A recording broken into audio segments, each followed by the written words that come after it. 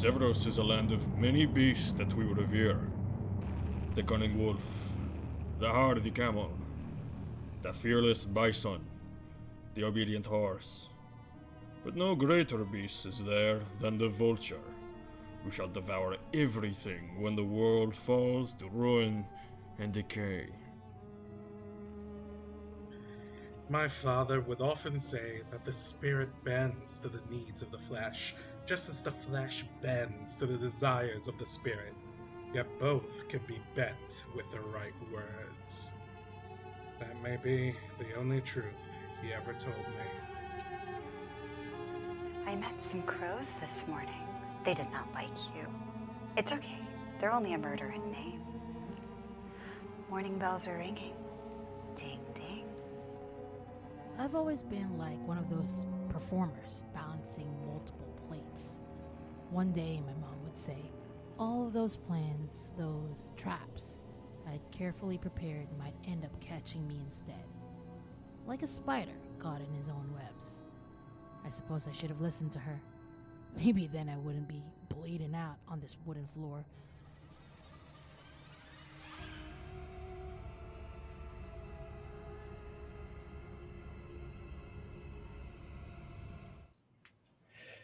Hello. That's immediately distracted by Shiv. I'm just the guy on camera. What do I do with my hands? Well, hello, everybody. We return to Duskmore. So, perfect Yeah. encapsulation of what's going to happen. Yeah. We're back in Duskmore with the Revenants and with Shiv back among us after a little bit of illness. That means we're going to see what Taifsha has been up to while absent from the crew in a bit. But first, it's time to introduce ourselves before we start our Blades in the Dark campaign anew. I'm Janis here. I'm the GM of this and other things here. Right now, also Red Markets, a game about zombies and capitalism. That's happening on, well, recordings happen on weekends, but it's streamed on Thursdays. And we have just had plot happen there. And that's all I will say. So, popcorning it over to Glaiza. Hey everyone. My name is Glaiza. He, they, she pronouns. Yes, in that order. And I do a lot of things on the internet. I do a lot of things at 2 a.m. too. But especially in the TTRPG space. Today I will be playing Multo. There will only be 2 reactions from Multo today. Either they will be completely unhinged or he will be completely quiet. We will see which one will reign today. Passing it over to Andre. Hello, my name is Andre. My pronouns are he, they, and today I'm going to be playing Carrion, the Hound, who is he, him pronouns. You can find me at Andre Vera Art. Popcorn to Prince. Hey, I'm Prince Infidel, if you're nasty. He, him, you can find me as Prince Infidel basically anywhere on the internet. Today I will be playing Elogi, who has some interesting plans. We'll see what happens.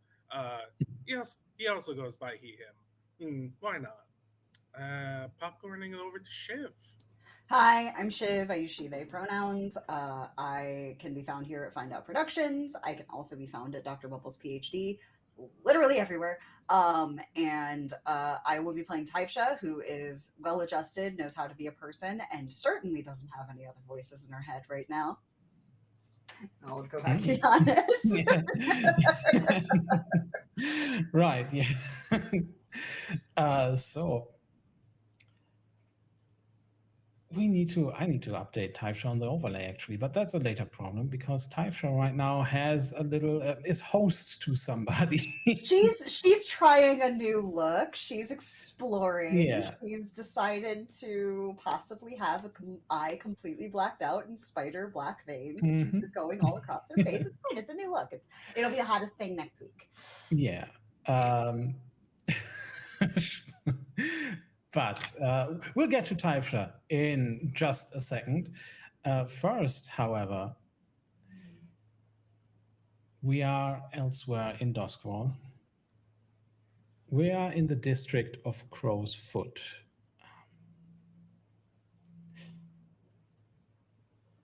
Crow's Foot is home to many, many criminal gangs in Duskwall, including one that just calls themselves the Crows, the most established gang of the district. We're with a woman named Belle right now. Belle has been a loyal member of the Crows for all of her adult life. She's overseen protection records pretty much all over the district, on every block. Helped maintain some order in the gang when one of the old gang leaders just disappeared under very mysterious circumstances and new leadership took over. She's fled the blue coats, running across the highest rooftops, and took a knife to some people in the lowest alleyways. And now she's dead. The light in her eyes goes out as an Eruvian dueling blade is pulled out of her chest after piercing her heart. And as Belle's crow feather cloak soaks up her blood, we see her killer standing over her. It's Malira Clev, the leader of the Red Sashes, another gang, smiling, but her one good remaining eye squints and betrays her frustration. Belle, you did take your secrets with you just as you promised. But maybe you'll be more pliable in another state. And that's the signal for a hired whisper to step forward and begin the work of extracting the specter of Belle. The spirit wardens have, of course, been paid off, but still at some point they'll be there. So can't delay this forever. Malira just turns away from that scene. Now, about our friends that don't understand a warning even when it's written in blood. And that takes us to Six Towers, where a gang that was once nearly wiped out by the Red Sashes is slowly rebuilding. Muto sneezes. I think somebody's talking about me. Yeah. What? You know that saying when somebody sneezes, someone's talking about you. I feel like somebody's talking about me. I don't think that's a common phrase here. Maybe that's an islands thing? Oh, okay. Is it like here you drop forks or spoons? Because we also do that. Like, that means somebody's visiting. No, here it's if your ears are cold or hot or itchy or hearing strange whispers. You need to see a doctor. Also... Yeah, but also if my hands are itchy, that means money's coming. It is.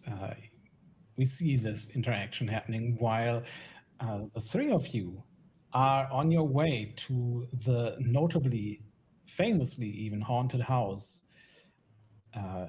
in Six Towers belonging to the Dimmer sisters that you just did a little job for. But elsewhere, just a little while ago, we saw Taifsha disappear through a spectral door, and we don't know exactly where Taifsha went. So, where is Taifsha? It's a great question. Yeah. How does one determine up, down, left, right, east, west when you're in the void? Just you can get a general area. She's not here. And Mhm. just kind of she opens the door and just walks in like she did before, like completely fearless going through these portals and stuff, possibly stupidly, but yeah, and just kind of trying to find her friend from before that she made a deal with. Maybe they've got answers. Right. And you are in this strange world in between. You've been there before. There was a time when that was actually part of your work. And in a sense, it still is. You're kind of used to everything just being somewhat transparent, somewhat nebulous, not really having substance by the looks of it, but still possible to walk on in some way. It is always a strange feeling. You feel almost just unmoored from gravity and reality. It's it's actually one of her favorite feelings existing in here because her vice is weird, and this is like the epitome of weird. So a little bit of indulgence in her vice. Kind of, people do hallucinogenics for funsies. So like this is her version of it. It just involves elder gods. It's fine. Yeah. So yeah, she's just kind of moving about the cabin as best she can. And just, I have a question. If someone has an answer, I would like to speak with them. Thank you. And just kind of. You can find all kinds of areas here. There are the ones that look almost like a forgotten ancient version of the city. And then there are others that look even stranger than that don't look like anything ever inhabited by a human being. So where has your vice drawn you? I think she's trying to find something, at least to the best of her knowledge, that looks pre-darkness, like something that looks like the before times, because that might be someone who knows more about what she's dealing with. Because she had kind of at least been able to suss out whatever latched on was like some sort of primeval kind of something. So she's looking for more of that than like somewhere else. She's kind of convinced it's from here. Yeah. And so she wanders into one of those little areas and just, singing softly, tiptoe through the tulips. And just trying to get something's attention. After a little while, you see a little to the distance, but almost forming a cloud, are motes of light you've seen in very ancient frescoes and so on, that once there wasn't just a sun in the sky that gave light, but there were many smaller ones as well, apparently stars. And this looks just like them. She's going to, like, I think in her research with her kind of obsession with the before time, she's going to try to see if she can see the constellations. And I think she's going to have a moment and be like, I always thought there'd be lines between them. That's how they were always drawn. And just kind of staring up at them. I think that might be one of the reasons she's so obsessed with the before times, because she's been in this place and seen like echoes of what it looked like. So, and wants to bring it back. So she's just kind of enjoying seeing the stars. And then she remembers in one of the very, very, very forbidden books that she had access to as a spirit warden was people used to wish on them. So she makes a wish. She just says, I want the sun to come back.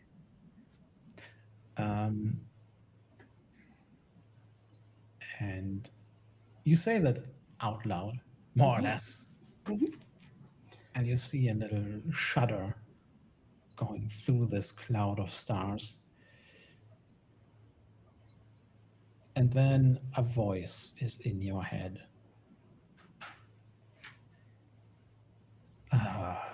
It is you again. It's always, well, it's sometimes me. Sometimes not me. It's partially me today. There's a little extra, though. You speak in riddles, but I can sense it within you. I don't speak in riddles. I just say things people don't hear. If I spoke in riddles, you wouldn't be able to solve them.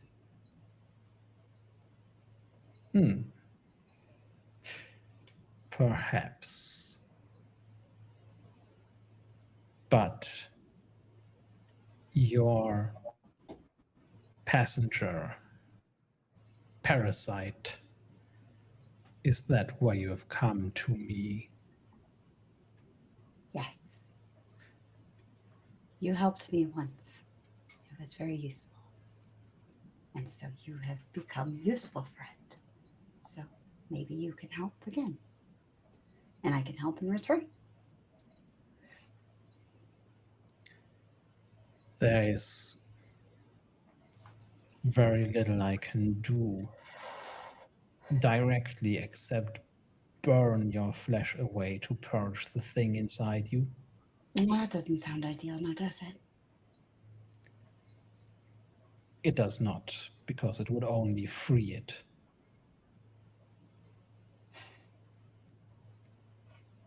Does it have a name? It does not. It has never been given a name, much like anything else from that time.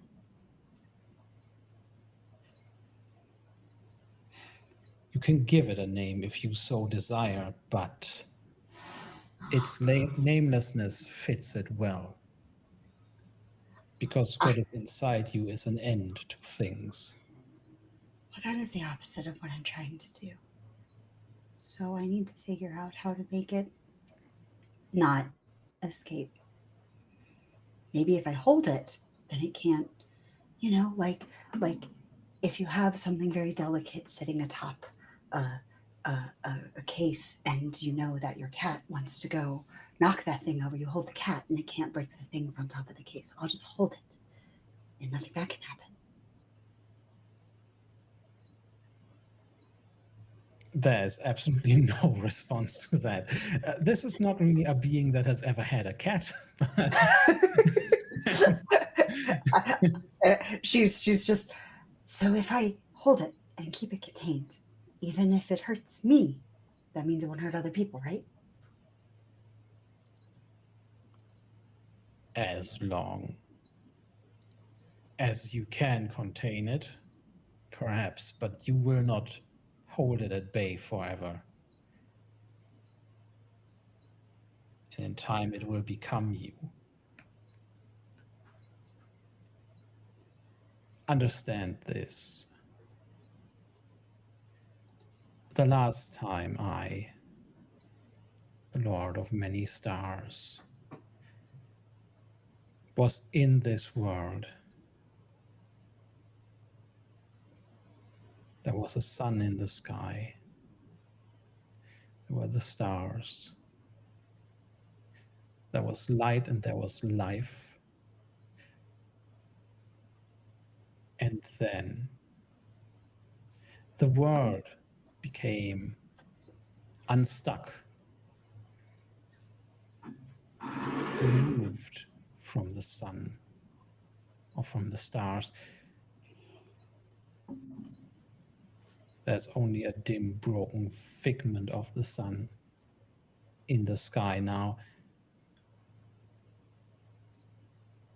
And there is very little life, as you know. And that I'm- is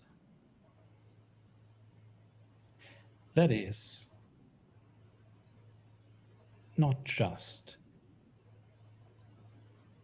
when the ghosts began to appear. There were other things as well, the ones that have never been named. One of them is inside you now. So even if I turn the lights back on, this thing won't go away. That I cannot say. Perhaps that is the fate of you and the world in general, that it will slowly be overtaken by this darkness and destruction. Perhaps you can fend it off. Perhaps you can destroy it. If you wish to learn, then you need to go to the source, to the time when this world became unstuck and entered this fugue state that it is in right now. I want to do that. I want to try. I'm always willing to try. Then you must go and do that. And with that, we will leave Typhra for a moment. The rest of you, so Carrion, Elogi, and Molto, you are walking along Six Towers, and without any kind of signal or anything, Sister Honorata of the Dimmer Sisters joined you, wordlessly guiding you towards the house of the Dimmer Sisters. This isn't the first time she's done something like this, right? She does seem to just appear, yeah. Cool. And you are led to the house of the Dimmer Sisters. You are led through the entrance hall into something that looks like a kitchen area. There's no food in there, though. There is, however, a table, and another one of the sisters awaits you there. And just, I want to know, the house of the Dimmer Sisters is famous among the residents of at least Six Towers, possibly all of Duskfall, for just having this aura of it's a haunted place. So, everyone can say one thing. What do you notice in this house of the Dimmer Sisters that gives this air of the supernatural, or is just perhaps even absolute proof of it?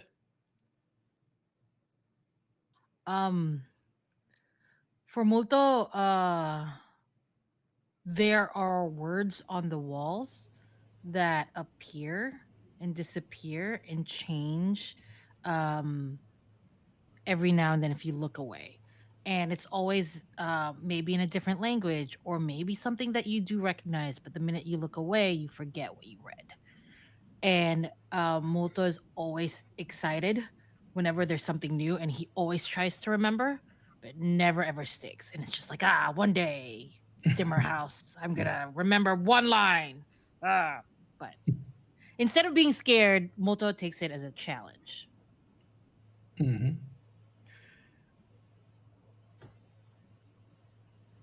You wanna go?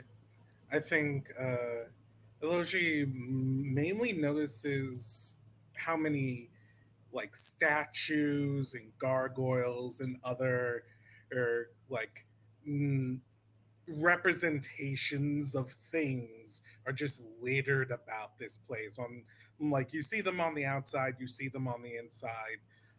The weirder thing about the ones on the inside is how many of them are covered up and wrapped in chains. I think Which makes the ones that aren't all the more creepy. Yes. I think the house breathes. I think that there is something very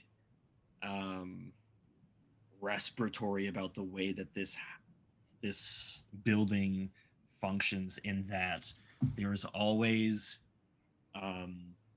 like exhaust or smoke coming in and out of the house, and it seemed like you can always feel kind of this rumbling underneath your feet. Yeah, so as you, the three of you, enter this kitchen area, the floor is creaking underneath, and just something that almost looks like fog rising from it as you set your feet down. Who of you is carrying the ghost bottle or the spirit bottle that you still have with you? Definitely me. I still have it for sure. It seems to grow colder and colder.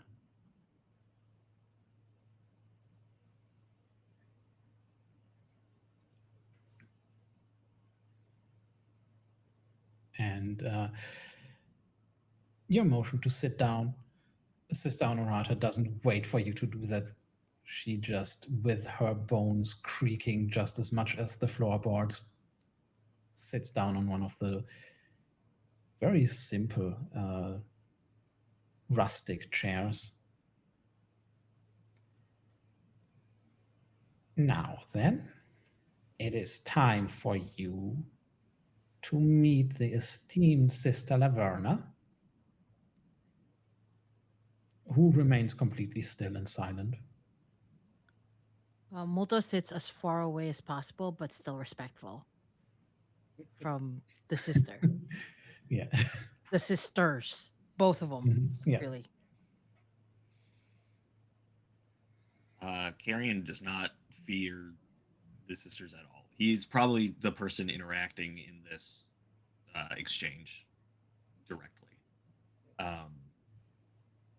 He is going to bow his head to Laverna and then pull out from underneath his poncho the bottled ghost. Laverna blinks once, which she hasn't done at all before. And Honorata. Ah, wonderful.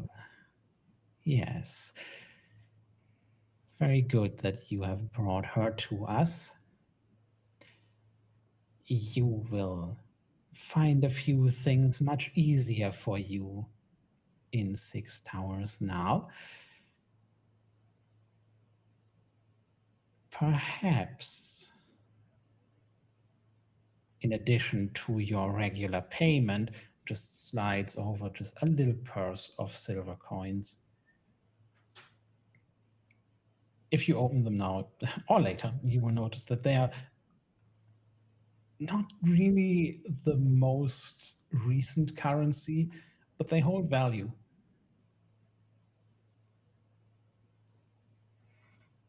I think Carrion is going to place the bottle on the table, kind of like a chess piece, for the sisters to take.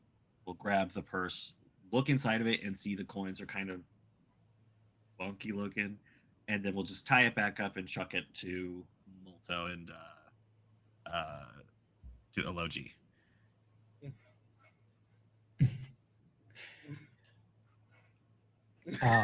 The Dimmer sisters,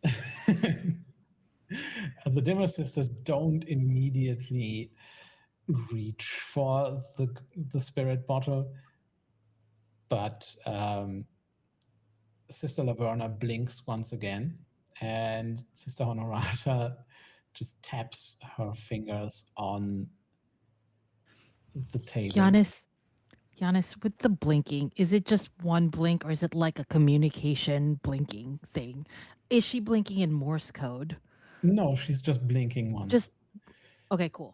Just When she's not doing interesting. that, she is just completely still, no motion, barely Minutes go detectable by, breath. complete Yeah. Yeah. I love her. She's perfect. Molto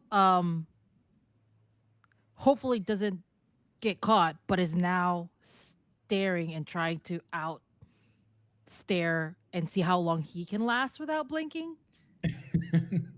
Just to like see. Sister Laverna doesn't seem to even take notice of that. Now, in addition to this, perhaps there's something more you can do for more substantial payment. There is, if you have heard of it, the poorhouse soup kitchen, the Arms of the Weeping Lady. Once it was an opera house, a rather beautiful one, if I dare say so myself. Those of you with a passing interest in local history would know that it closed about 100 years ago.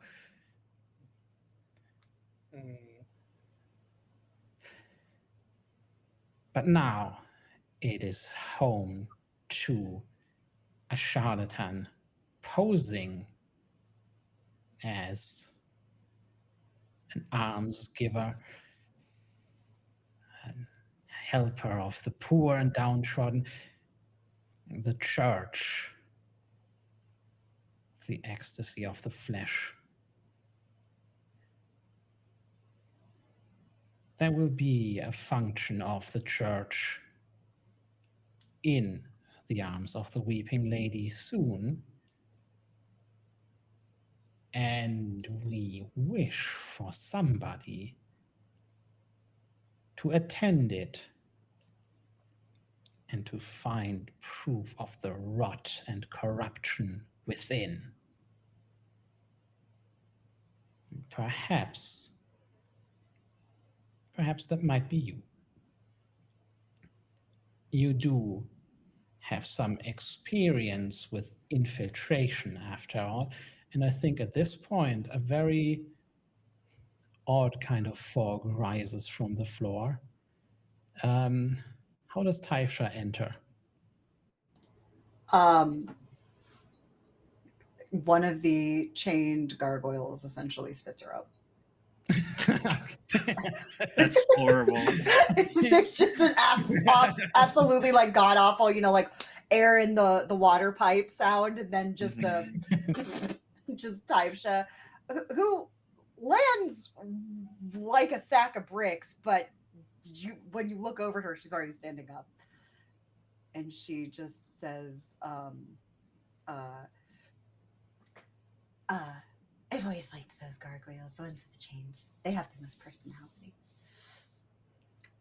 Dearie, would you mind explaining to us how you ended up in our passageways? You might be the only people who'd actually be able to understand the science behind that. I opened a door, and then I walked around, and then I walked out another door. To put it short, concisely. There's the first sign of motion from Sister Laverna as long, yellowed, claw-like nails scrape along the table. Yes, dearie. That is not her. That is Sister Honorata speaking again. Moto is tracking every single movement of the sister here. Just like trying so hard to not blink, but also paying attention to her specifically. I apologize for being late to our meeting. and bringing along a guest.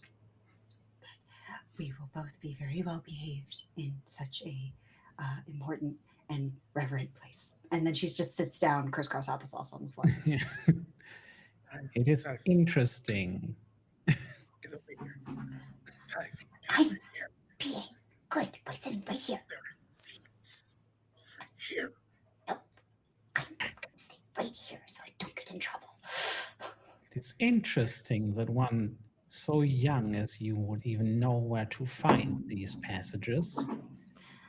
Well, it's all part of basic training. Okay, you're trying to not reveal the involvement of an old god here. I think Taibsha is speaking. I mean, in riddles, she just got called out for it. She knows that these are the type of people who know exactly who she's spoken to, what she's got in her head, and all that. Like, she was going to go to the Dimmer Sisters after speaking to her friend with the stars.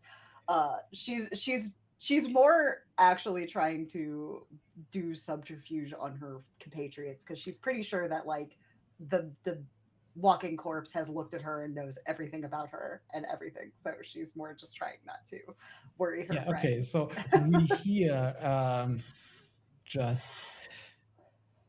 we hear Sister Honorata just inhale, starting like she's about to say something. Then Sister Laverna's eyes very slowly move to her. And with that look, Sister Laverna looks over to Sister Honorata, and Sister Honorata falls entirely quiet, understanding that nothing needs to be discussed. However, Logi, you always know when somebody is lying, including right now. Not gonna say anything. Not here. Mm-hmm. Well, dearie, we have just extended a generous offer of employment to your colleagues just before you arrived.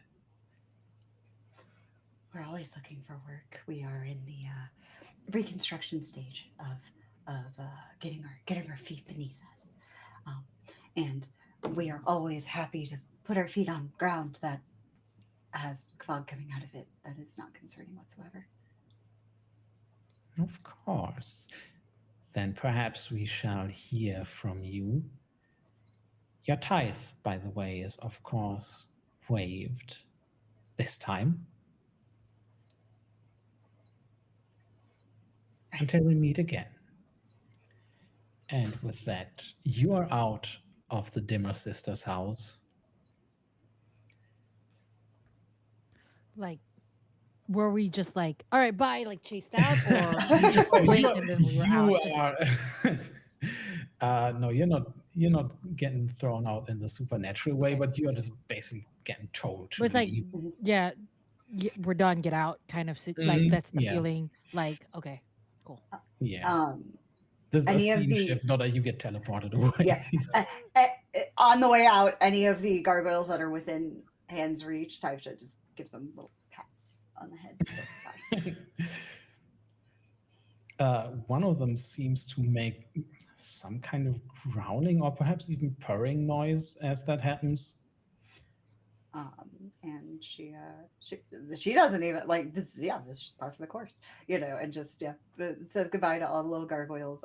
The only reason that she's not giving one of them a little kiss on the little forehead is because we are pressed for time. So, and so she just leaves. Yeah, she's actually the first one out. I would say she does it very quickly. She's the first one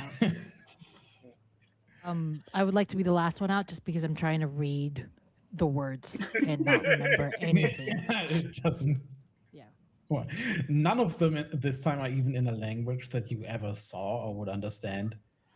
Which is really weird because I did try to like understand a lot of language, so I'm just like, what are you? Yeah.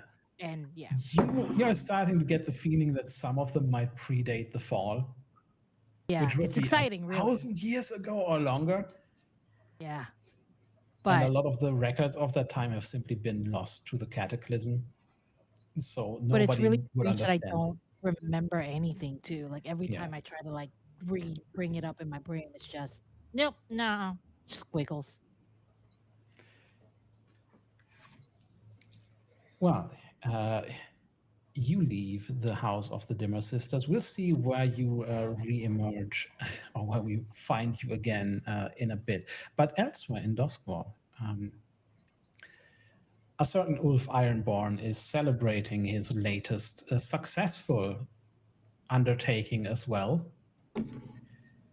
And we see in one of the many very cheap pubs of Six Towers, where what you get is essentially mushroom ale and perhaps some red meat on a skewer, if you're lucky. But the quality of the establishment aside, we see Ulf and several gang members of his budding little crew celebrate raucously.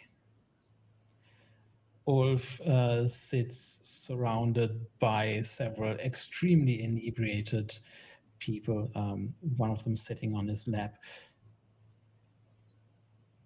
He looks over to where his sister is just absconding with her latest conquest, and he's leaning back. Life is pretty good right now.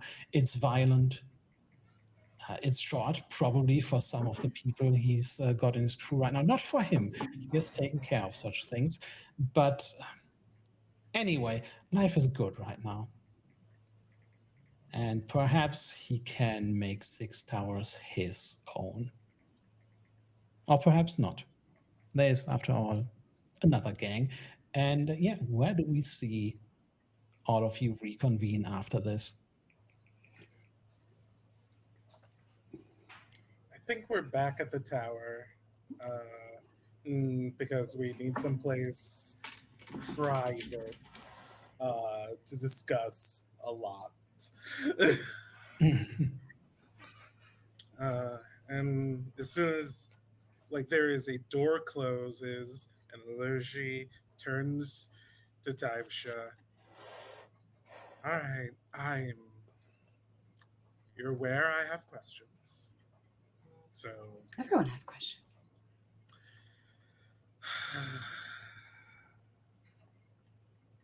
Yes, Taisha, that is a true statement. Everyone does have questions. Hold on. Actually, let me just.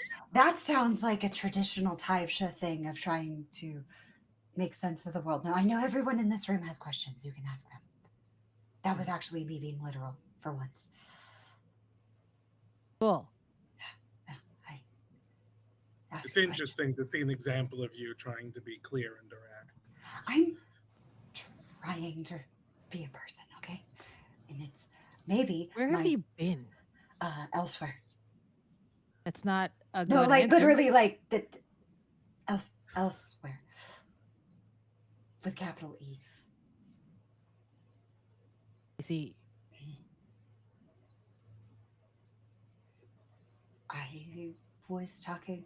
Did you know before lights went out, there used to be things in the sky called stars, and apparently certain times of the year and days determined which stars you were under, and it would predict your personality. And maybe that's why we are so lost now, because we don't have the stars to give our personalities.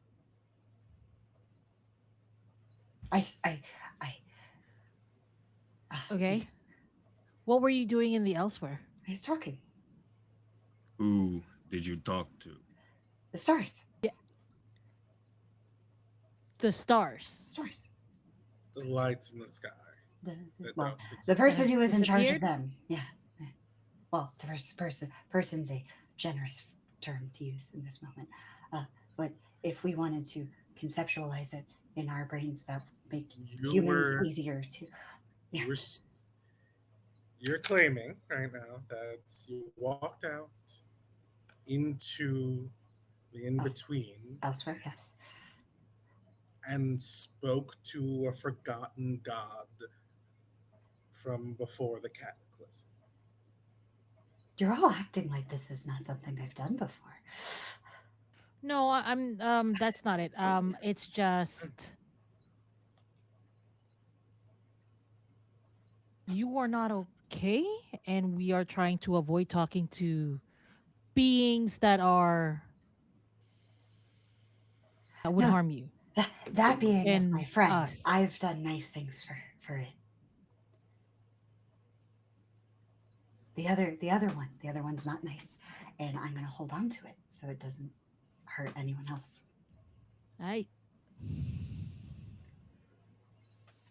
Kyrian? Oh no.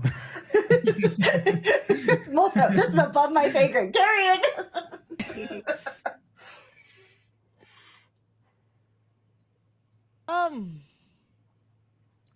And on Moto's face, it's like, can you do your dad voice? Can you say something here? I'm sure we will talk later. I figured the questions would happen now, but we can delay whatever. I'm. Can you please talk to less elder gods? No, for my sake. Like maybe a zero amount. Well, I've already talked to them, so I can't like. I mean, are we in the talking about future. moving okay. I can't make any promises. But you will try. I can't make any promises. Also, And with not a that, we're promise. going to leave the scene behind. I don't know if holding on to that thing is a good idea. I know It's people too who've late. been to Who prison knows? and they are not happy. They do not do nice things to the prison they're in. Do you want to be that prison? I don't think she has much of a choice. I think Yeah, we with find that- that we may not like our choices, but you'd be surprised how many you do have. Speaking of choices, we're going to move on to your activities between now and deciding what score to go on next. It is, well, there are a few things. As per usual, everybody can have a scene. Where do we find Molto next? I mean, after that interesting conversation, I would like to I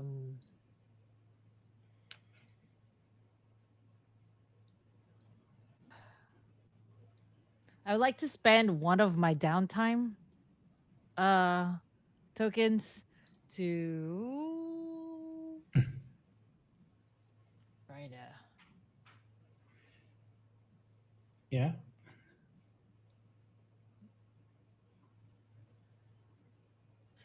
It's a secret project that I haven't told anybody, but it's Okay.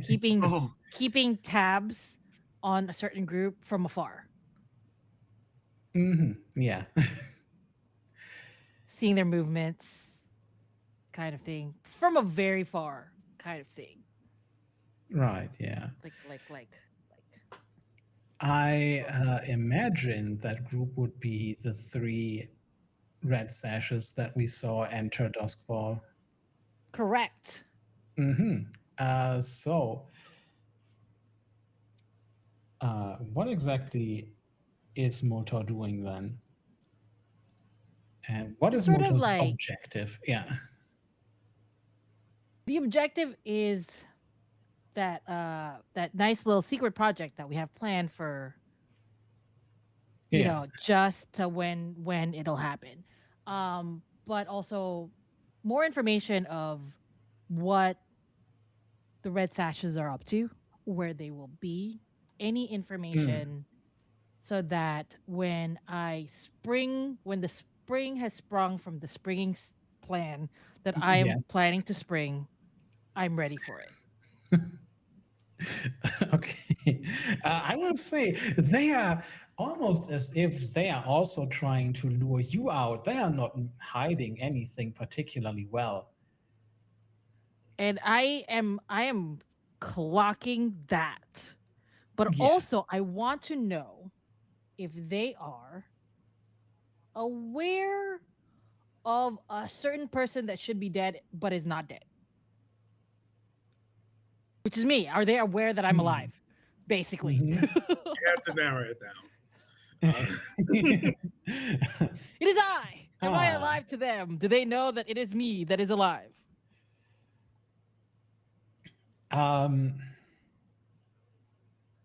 How do you? This is a downtime activity. This is diceless. But how Yeah, do you it's get mostly close just. to them without revealing yourself? Or how I do you get mean, somebody to get close to them? honestly, it's probably just sort of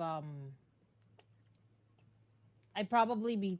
I'm assuming that Cedric might know certain things, so I would just be like hanging out at his shop and seeing if they visit. Honestly, just hanging out at Cedric's shop, using that as an excuse to hang out with the cute man that Yeah. that stays there. Anyway, Yeah. The but sexy just trying to geriatric use we've established. Yeah. get more information to him, chat him up. That's the downtime activity. Just Mm. yeah.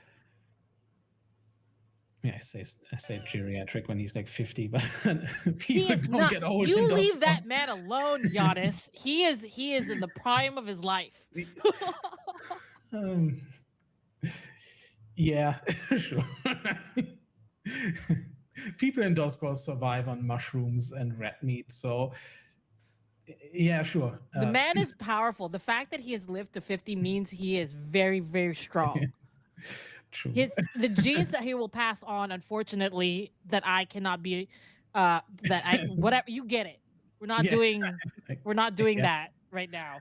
But I'm saying he's a very strong man. We do, yeah, okay, sure. We'll have a little scene then with you and Cedric. Is it still Molto to him, or I mean, I think at this point, it's Malik already. Like he knows who. Yeah, at this point, we've already Malik, made the clear. yeah. Very. It's very pleasant to see you here. It's always a pleasure to be here. I was just thinking about you. I mean, what were you thinking about? Just scratches himself. Oh, what? I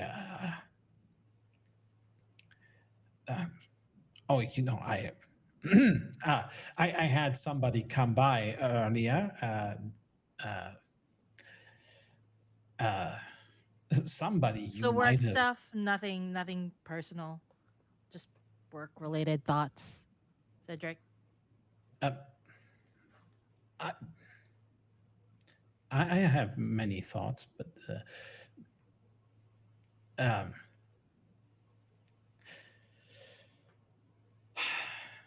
so it's okay. You could tell me about the person that made you think of me. Right.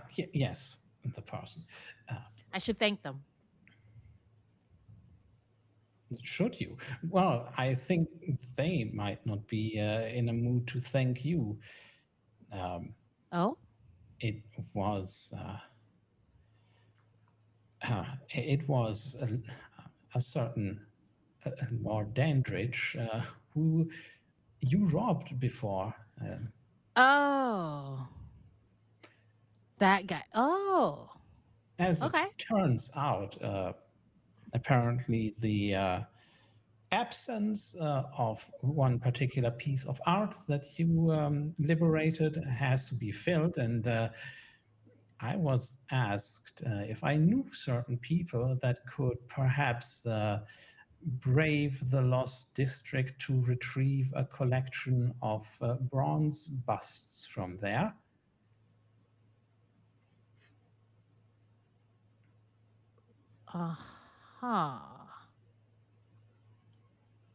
these are the people who did not want to thank me, or is this another group? Oh, I mean, I don't know you particularly. I think you covered your tracks well. But if he found out that it was you who stole the art piece, perhaps he wouldn't be. Actually, I think. It's interesting, though, that you mention another group of people. Oh. Perhaps this is something that you can actually help with. I and a few other proprietors of various establishments have been targeted by a group of 3 youths, bravos, carrying dueling swords. Those damn youths. But they're bothering you?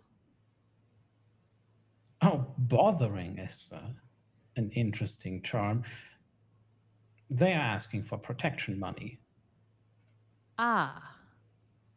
So you want me to beat them up for you? I'll beat them up for you.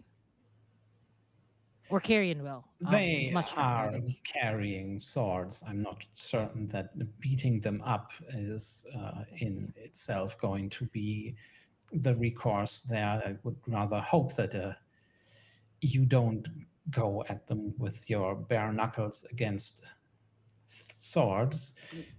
Rather dislike to see anything befall you. As a friend?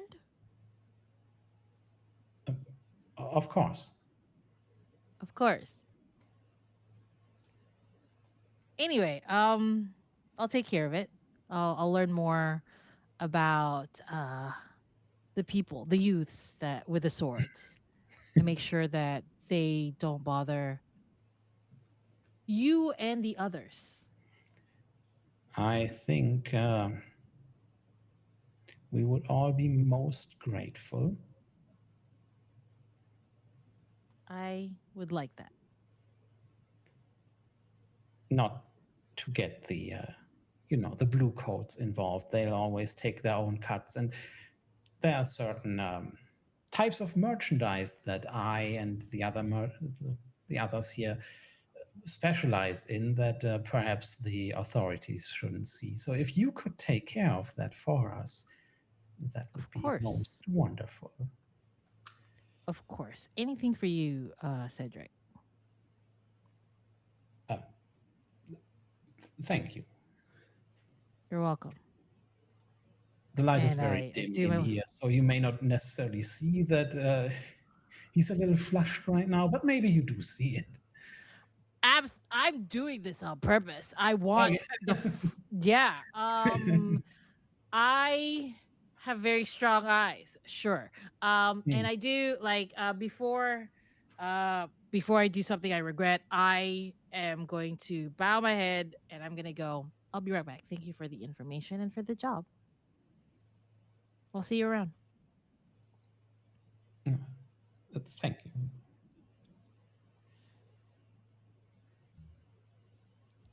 And where do we see Carrion? What is Carrion doing? I think Carrion has left Six Towers and is headed to Night Market to head to the casino to clear his stress and practice some more of his faith. I think he has Diogenes with him. And I think telepathically they have been talking about Taifsha and the thing inside of Taifsha. Taifsha sneezes across town. Is that what we're doing now? Okay.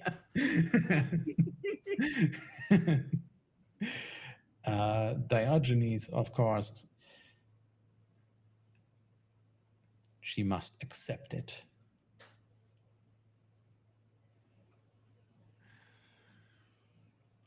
How do we get her to accept it?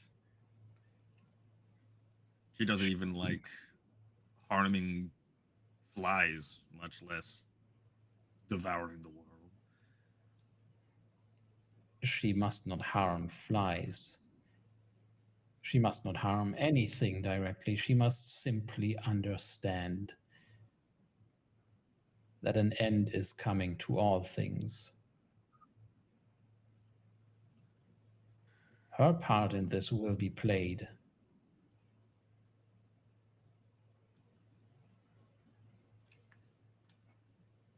And I think before Carrion can respond, as he's walking towards the casino, he sees one of the Ghost Eater horses from the Silver Nails that is hitched outside of the casino. And we've established that goats are a more common transportation. And if there are horses, they're like regular horses used by the Imperium. This is assuredly a sign that the Silver Nails are here. Yeah. And Carrion just kind of prepares himself to just go in and try his damnedest not to be spotted, which we'll see how that goes. Yeah.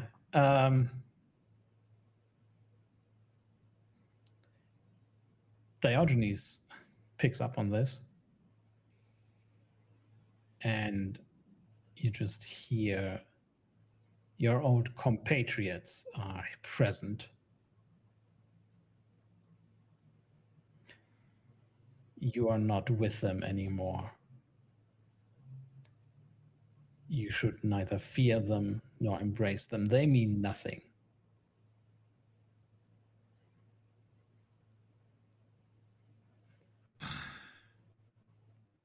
Carrion's gonna take out a cigar, chop it, and then light it, and then walk inside, trying to keep his demeanor cool. And who do we see inside?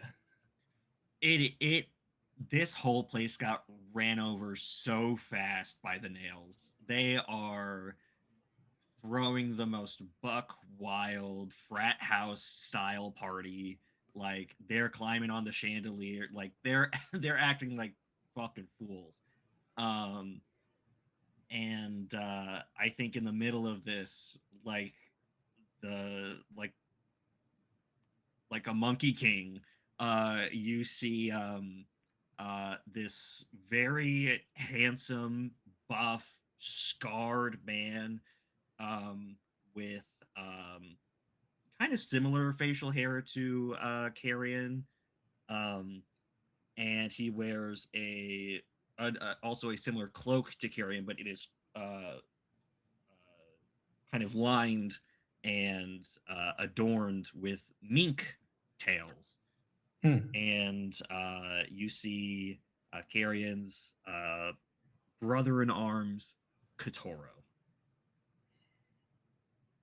Yeah, and he is strutting right now. It's kind of something like a dance, but really he's just like showing himself to everybody.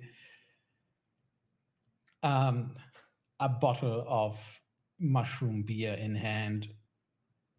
The mushroom beer inside disappears in one swig, and wild-eyed he looks around, just pointing at people and laughing at them as some form of greeting. And then he sees Carrion and just shakes himself as if that will lead to some form of sobriety, as he can barely believe what he sees there. And I think Carrion knows better than to just ignore Katoro. Katoro is not someone he can just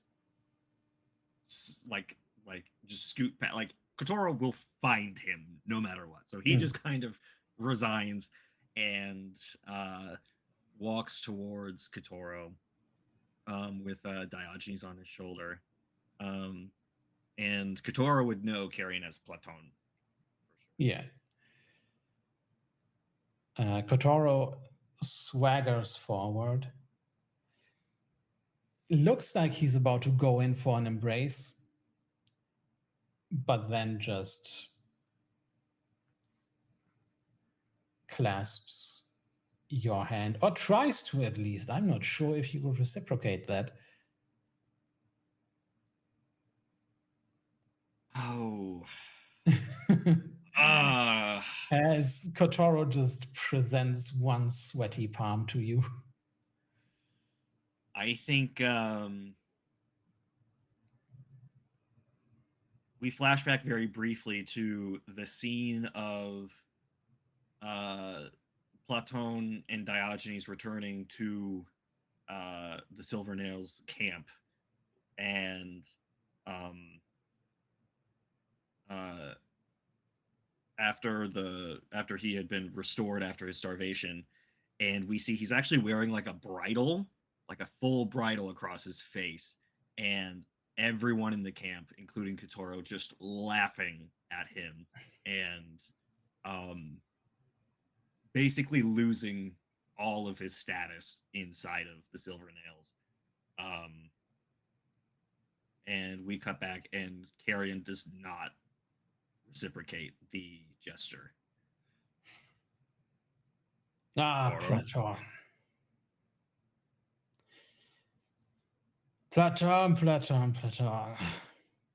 Nearly didn't recognize you without the bridle, but then I saw the bird.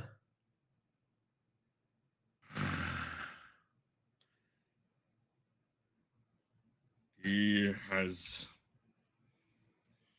been the only helpful person since I left. Oh, has he? So you still haven't found new people to take you in? I thought I heard that you had a crew, but perhaps not.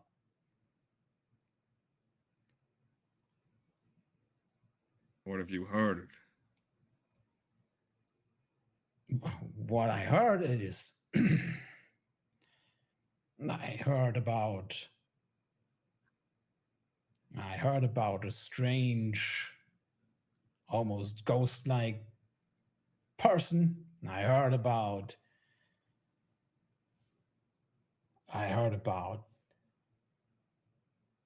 somebody who's much better with words and worse with a blade than anybody in this profession should be. Heard about another person that nobody can really place. I've heard that maybe you even went to the Deathlands.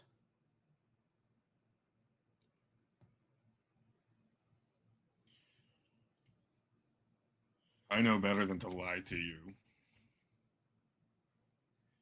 Everything you say is true.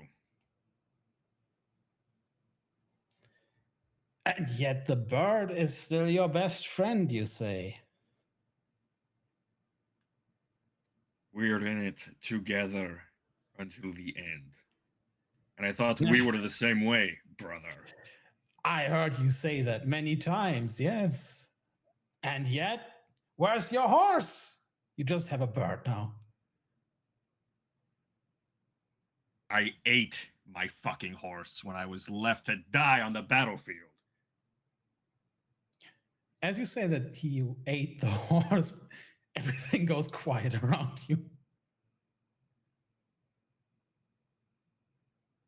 You what? I was dying, Kotaro. I was skinny and helpless. And I came back as this.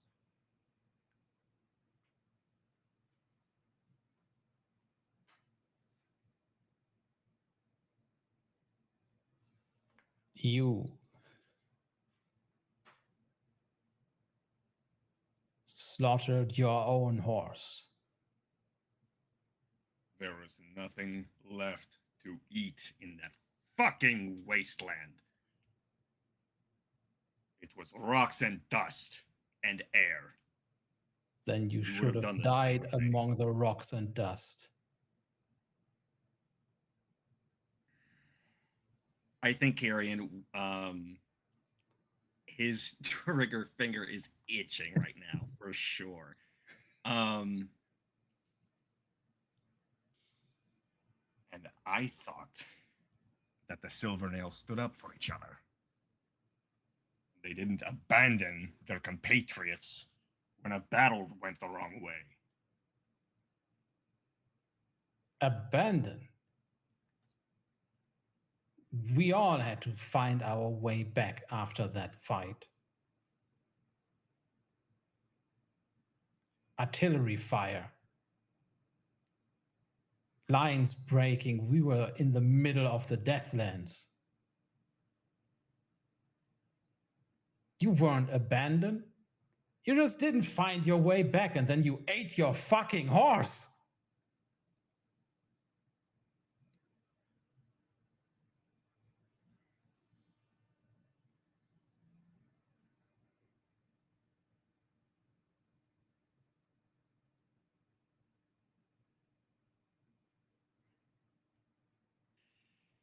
I don't know why I came here. I knew you were inside. Should have stayed at fucking home. I heard. Go home. Go home with your bird, horse eater.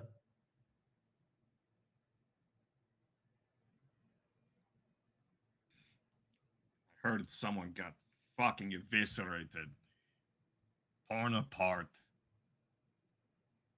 Was it you? Depends on who it was. Looks around. A few people laugh at that. Some man named Walland.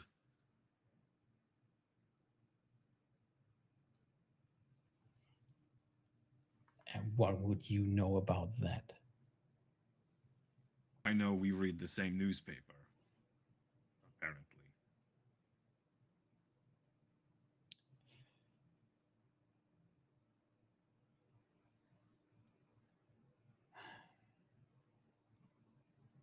Well,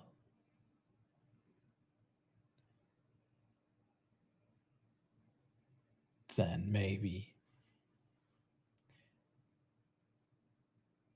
don't go home quite yet. Turns around, just yells, "Next round's on me!" Yeah! Yeah! And with that, a little bit of distraction is there for him to lead you away and sit you down at a slightly out of the way table.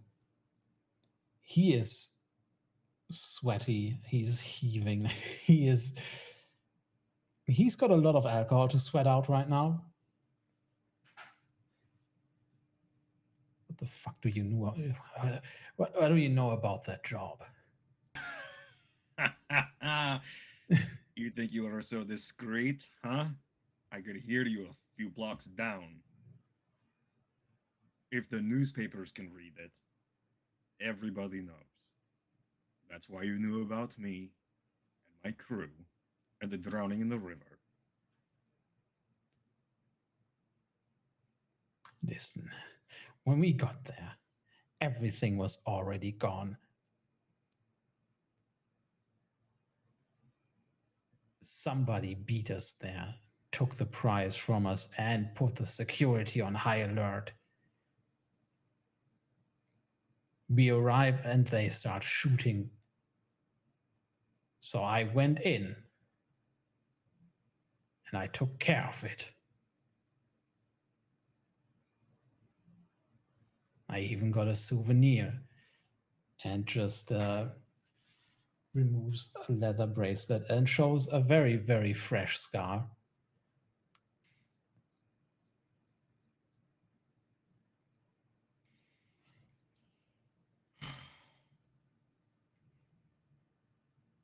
Are you aware of someone named Wolf Ironborn?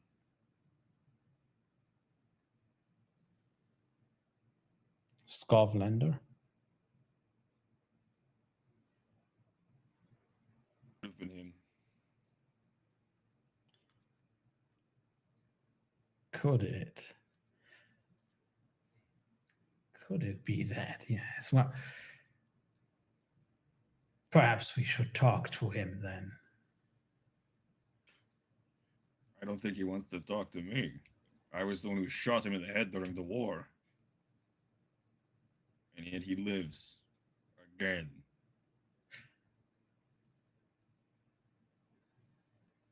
You're many things. You talk to birds, you eat horses, but you're not a shit shot. You got him in the head? I had him pinned under my foot. And he's back.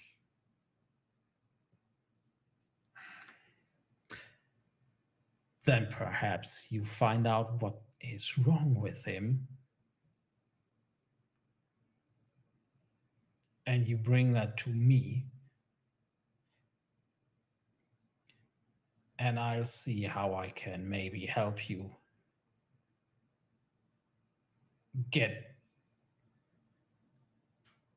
rid of the shame of eating a horse and saying that to everybody just like that.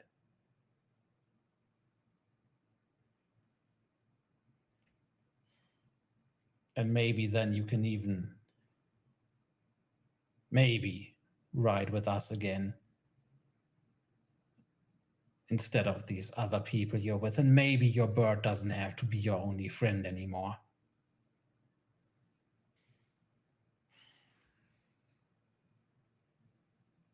I'll see what I can do. I still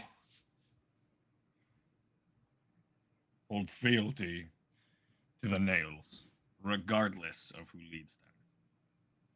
I'll do my best. God. Doesn't try to clasp hands or anything again, just gets up, turns around, and just yells as he rejoins the party. And I think Carrion just goes back home. I don't think he sticks around.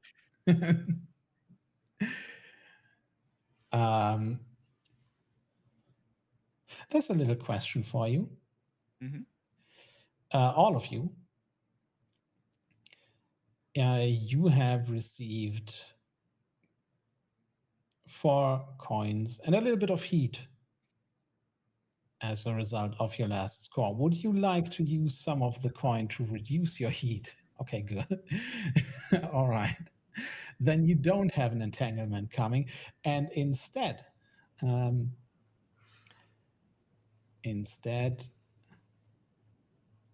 we'll see what Elogi is up to right now. So Elogi is in a familiar alleyway, in the shadow of the Grand Cathedral of the Church of the Ecstasy of the Flesh. He is acquiring an item, you could say. Right.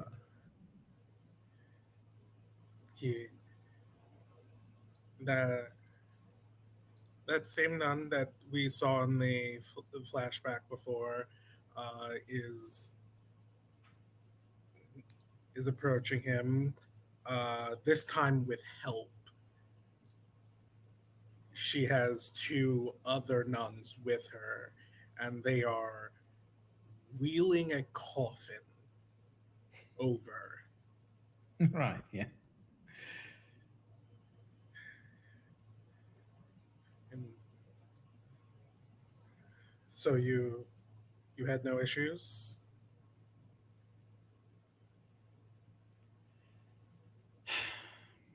We had no issues with the spirit wardens, if that is what you're asking. This one will not be missed. And they're still alive? In a sense, yes. Yeah.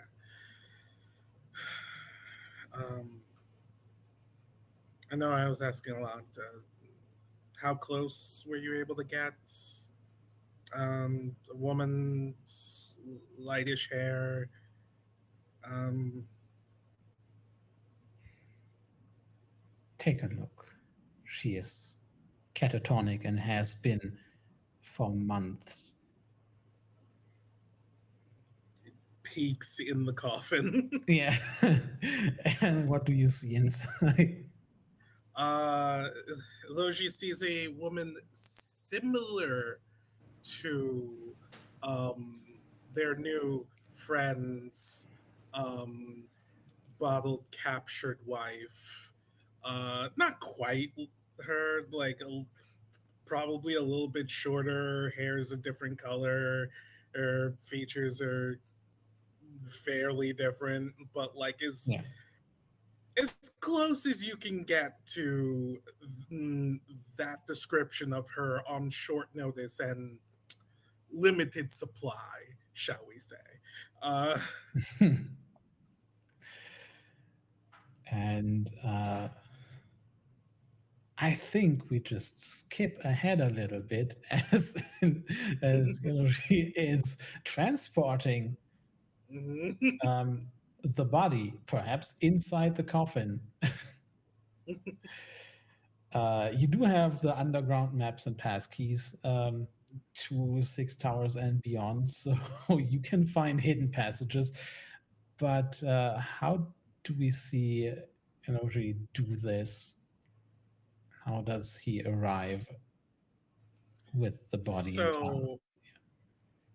So when Iluji arrives, he is carrying an very large, well, he is wheeling a very large, um, like travel trunk. Like,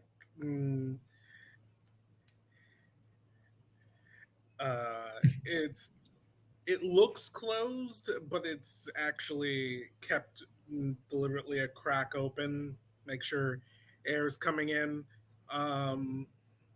As he rings the bell of their scientist Yeah, friend. his name is actually Bellwether. So you ring the bell at the door. I think it's an actual bell at this point, so it takes a while. And he opens it and freezes a little bit. You have the audacity to come back here after what you took from me. And then beholds that you have something with you. Shut up, let me in. Is that? Shut up, let me in. And she just starts pushing.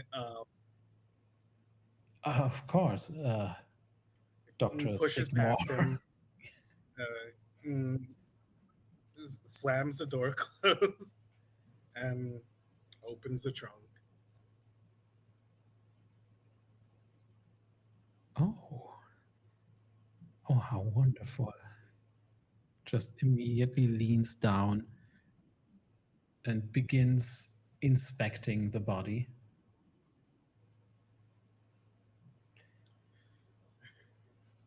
Almost as if medically inspecting her, just running a hand across cheekbones. And yes? We should do this quickly. She's yes, that hasn't had a chance to eat or drink anything for a few hours now. So yes, that will be. Let us go then. Let us go, and I may have to enlist your aid in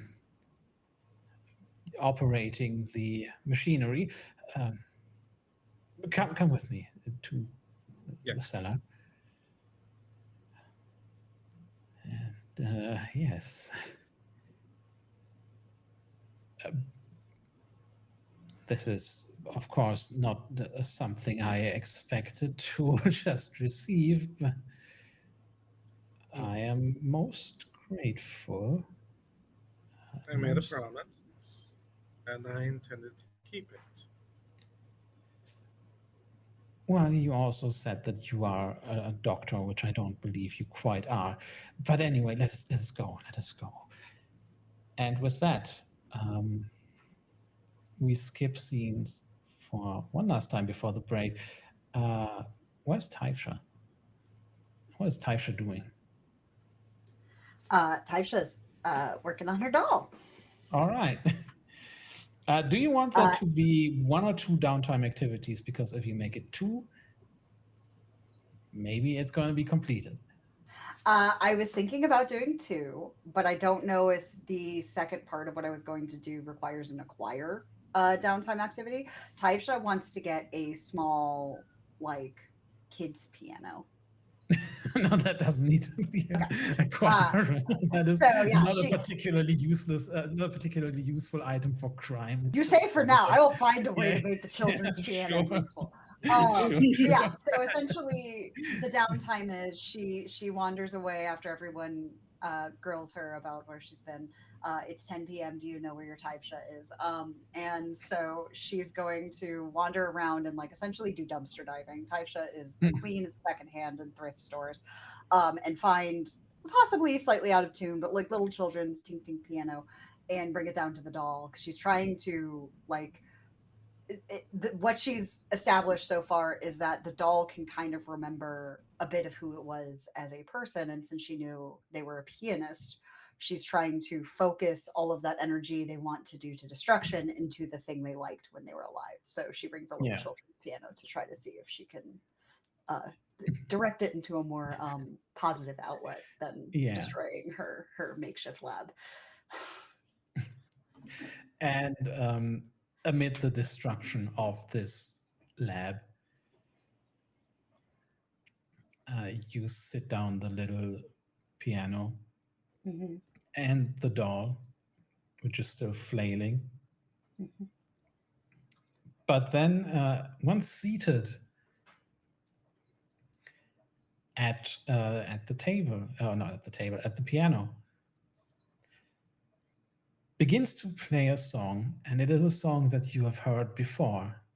It is the same song that was played in the Dandridge mansion when you first beheld this ghostly pianist.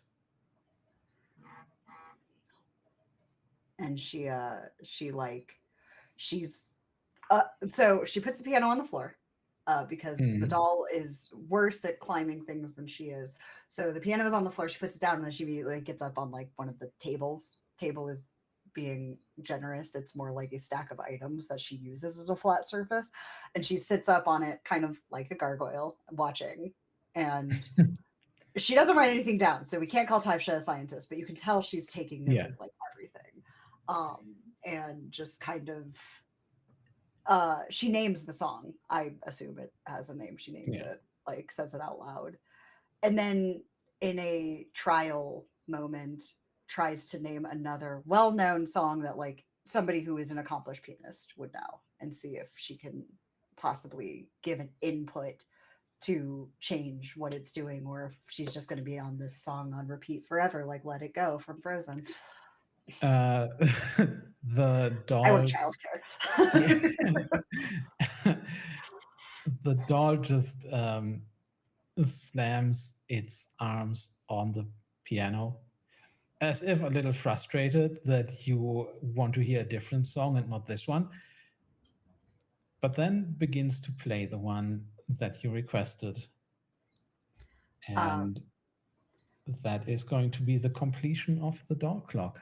And you now have the doll at your disposal. As a little because it's such a good idea, as like a treat for working with her. She is going to produce some electroplasm makeup, just kind of assuming that's what dolls would eat, a ghost possessed doll. I don't know. There's not a handbook for this. And so she is going to take the very dirty, dingy porcelain doll that she has breathed unlife into and do like a little stage makeup on it as like kind of a thank you.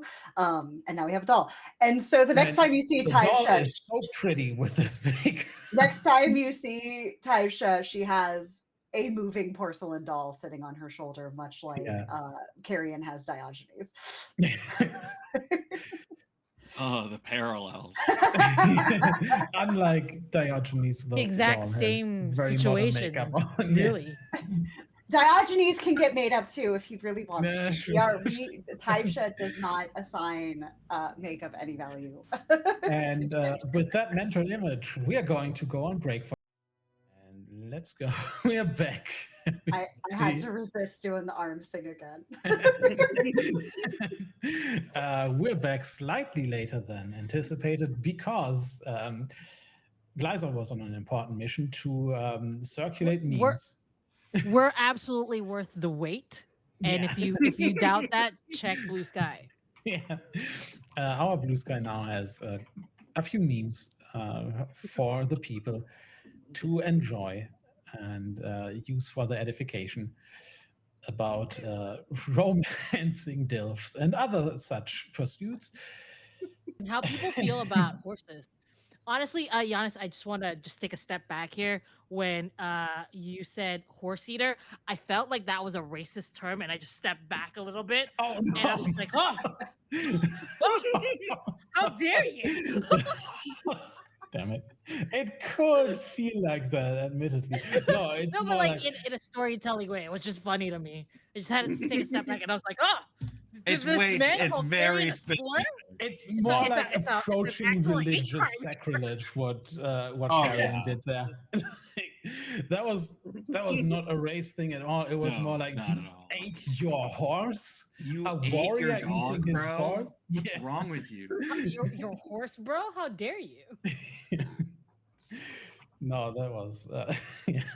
I think it was just funny because I had no idea that was going to come up like that, but yeah. Hey, me neither. Yeah, I mean, we have the whole intro narration of the many stories that the Severosi have about various animals, and then you have this crew of just soldiers that live in the saddle, and then someone comes up like, yeah, no, I ate my horse, bro, like, what up? Just not, that's not gonna go over particularly well. Yeah, definitely. If I remember correctly, in the intro, horses are known for being strong and loyal. Like, yeah, oh, you just killed your loyal obedience more friend. than anything. Yeah. Yeah. I've shared some of my memes that I've made for this game in that thread, so enjoy. Incredible. Amazing. But on break, we did a little bit of off-screen downtime. And one of them is that Carrion is now going to research Ironborn's secret. So how do we, how does Carrion approach this? As a first step. Yeah. I think it's very similar to the attack on the police department. I think it's more like rooftop scouting rather than trying to like follow in their steps. You know, he's trying to get kind of an overhead view, and he's using Diogenes to try and get closer if he needs to see like more in-depth details, listen in on conversations. You would have, so are you spying on Ironborn directly or on people close to him? I think he would try to focus on Ironborn specifically. It seems like a very specific thing to him. We didn't see any of the other members of the Scofflanders being able to. No, I mean, you saw one of them die. Yeah. And not come back.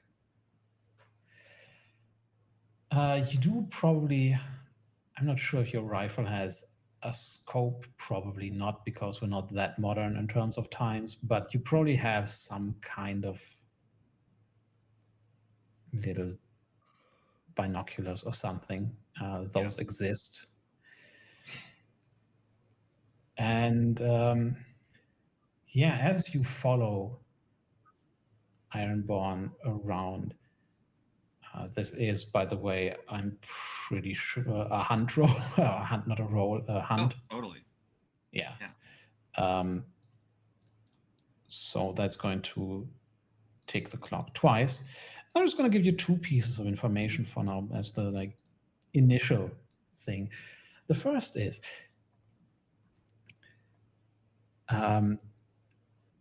at times you get a very direct view of Ironborn, this huge bear of a man, shaggy hair,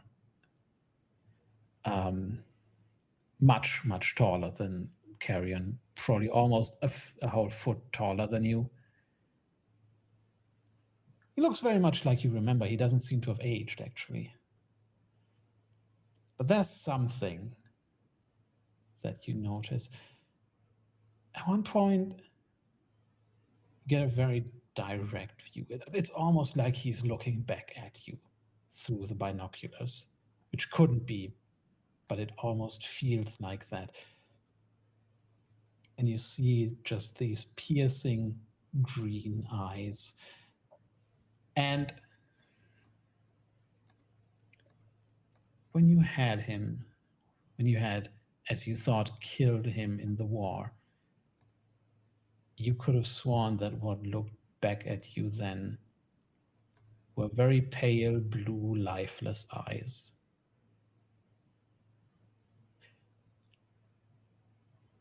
And then another day you follow him to a little corner by a canal. There are not many places where one can have any kind of privacy or anything like that indoors, or out in the open. But especially here in Six Towers, this dilapidated district, there are a few of these deserted alleyways. Ironborn seeks one of them out. It is a kind of behavior that you've kind of seen that in Murto before. And he has his axe with him. And you see him run the axe's blade across his palm. And as his blood drips on the cobblestone, you could swear that it looks like something is bubbling.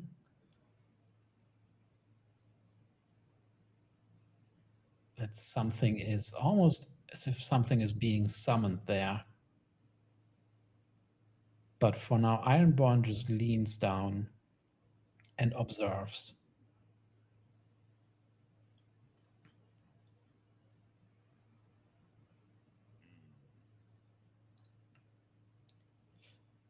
But that said, eventually, it is time for all of you to reconvene.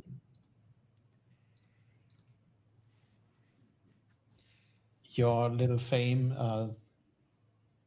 that you got from infiltrating the Deathlands won't last you forever. You have also, of course, gained the favor of the Dimmer Sisters, but that alone, again, won't pay the bills forever.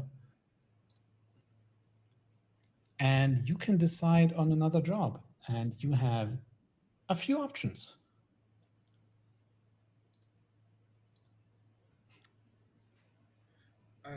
Just if I could, Yeah. for getting in with the Dimmer Sisters, can I do a very brief flashback? Oh, sure. Yeah. Yeah. As we are getting effectively like ushered out of the Dimmer Sisters mansion, and cut back to where Iloji was sitting, there is an envelope, and it says to the sisters, and whenever one of them opens it up, there is a sample of incense, along with uh, a note that says the Church of Ecstasies is go- ghost destroying incense, like used in the Deathlands, with a Yeah. list of ingredients. Mm. Our gift to you, Yeah. the Revenants. Good. And All our as love, you, Multo, Yeah. Carrion, Elogi, and Taisha. With an And then eye there's a over vulture. or the heart over the eye and carrying. Yeah. Elodie, as you make your way to Crumble Tower Court, where the gang will now reconvene, a lot of windows, for whatever reason, that you come across seem to have a single candle burning within it. Mm. But anyway, we see you as a group together. Hey, Janis, wait. Yeah. What? What? A lot of what? I think What that the Dimmer sisters blessed our house. Yeah. I see. Yeah. I thought because that's kind of scary. That doesn't give blessing feelings. Yeah, they're witches, bro. Yeah. Say, just be like, we've opened your windows and you got a lot of candles now. Okay, thanks. It's not Are you in thankful or Crumble Tower threatening Court, us? but yeah. I see nothing wrong with any of this. It's just for Elodie to see. I feel as threatened. he makes his way to Crumble I mean, Tower it's the Dimmer sisters. If Court. Look, their blessing maybe- is also a threat. Yeah. I mean, they can take it away, but also maybe they are not the best at just communicating that they like you. Maybe that's not really a strength that they have. Are they autistic? The Taisha, the weird in me recognizes the weird in you. She sees it. She sees it exactly as it is. We're on good terms. This is I Right. know Next game. note I know that- ball. Next note that Elogi leaves with the Dimmer sisters is going to be, do you like us? You check this box for yes, this box for no. I have crayons. I'm gonna make this a posted blue sky now. Anyway, sorry to derail. Giannis. Our court. And that's where I'll hand it over to you. You have several job opportunities. You can always make your own if you want me to have to improvise another score entirely again. But you can deliberate among yourselves what you want to do. The other thing, taking care of the red sashes in 6 towers is the shortest one. It might just be as quick as get in, kill them, and get out, depending on how you want to handle them. But yeah, you have several options. The conversation zooms in, and Moto's like, "This is really weird, right? They just visited our house and put candles everywhere. Like, they just did that. Is That's- that not how you show that you're in cahoots? Not where I come from." Anyway, let's talk about the next plan because we need money. We can't just. I mean, Yeah. before we discuss money, we need to talk about the red sashes. They are in 6 towers. We may need to handle them first before we talk about another gig. You're right. There is no love lost between us and the Red Sashes, and I would love to do a little bit of murder. That would be nice. Are we going to be more direct about it this time so there's less fallout? Think so. I don't think we're ready to reveal completely ourselves, but I feel like they're also any bothering. action to take. They also bother ahead. who? Sorry, I didn't quite hear that. I What just was feel that? that I just feel that any action we take against them is going to escalate things. I'm not opposed to escalating things, but I don't know if we have the resources to survive escalating things just yet. That's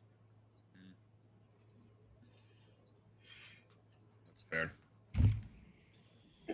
There was a. Are we gonna just let them find us then? No. That's the candles.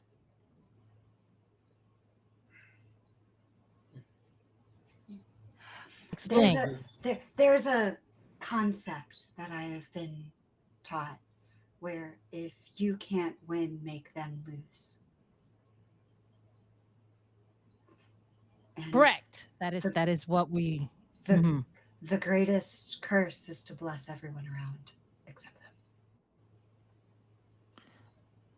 I think I'm getting what you're saying. I'm getting it. I'm learning, guys. Hold on, It's great. let me try to translate. What if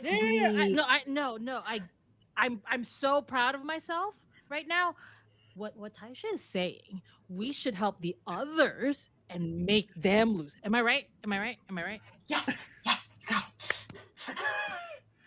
Taisha translator. We build the relationships elsewhere to make them look worse. And that people don't rely on them as much. Speaking of relationships, the Dimmer Sisters did ask us to deal with the church I think we should focus on the spooky, scary, sexy nuns as being people who would be in our corner when we want to destroy the red sashes. I don't know. Just call it a hunch. I think they should be on our side. I mean, as long as we clarify that this is a blessing and not a weird threat that we know where you live kind of thing.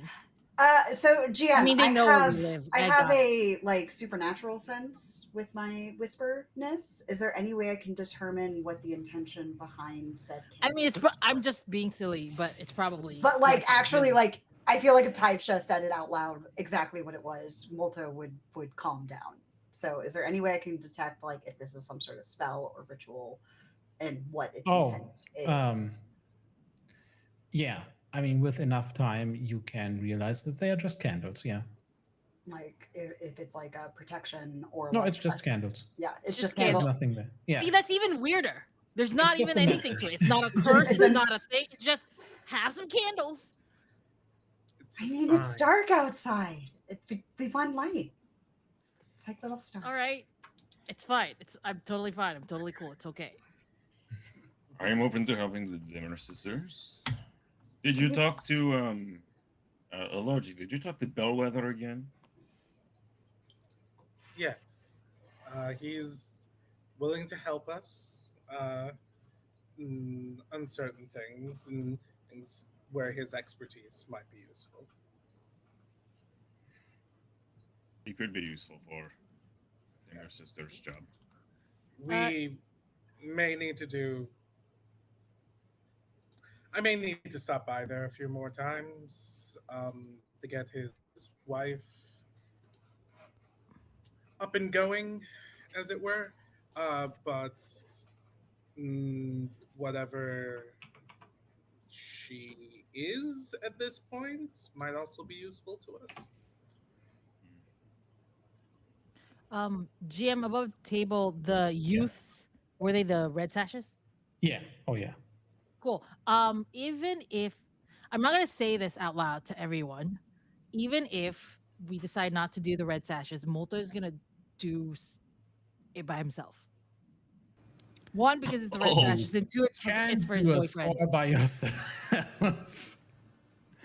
Ah, dang it. Okay. Can I? All right. That will be a solo episode. We can't really do that now. Dang. I'm going to go look at my friends here and be like, hey, guys, my boyfriend's in trouble. He's not really my boyfriend yet. But he will. But he doesn't know it yet fully. But he doesn't know it yet. And he's in trouble. He tries. Above the table. Yeah. above table, I'm gonna try to translate it in Multo talk in a little bit here. But above table, gang, my boyfriend's gonna get in trouble, and I want to look really, really cool. Yeah. Help me destroy this 3 people so I can look really, really cool to a DILF that I want to date. And then I'm gonna try to like translate that in Multo talk. I thought you were gonna tell us about the statues from. Okay, so Oh yeah, technically only Multo knows about that job at all. Like the bronze busts, nobody even knows. Not yet. I'm about to. Hey, there is a job here. It's about the bronze statues, and it's from Cedric, and he wanted us to. So you remember that guy that we stole from with the the picture and the vampire who shot the picture? You remember that guy? Yeah, Yeah, it's yeah, rather he's not burned great. into my memory. We're not working for him. But the guy that we stole from wants to hire a group of people to steal another bronze bust. It's not even And stealing, it's retrieving from the Deathlands estate. Retrieving, sorry. Stealing, retrieving. Correct. Retrieving from it the really Deathlands. does bring up the ethical conundrum of when does it stop being grave robbing and start being archaeology? I'm here for archaeology, and I am I'm a professor. Well, was. So let's also I would also like to fight those 3 sashes because they're bothering Cedric and his friends.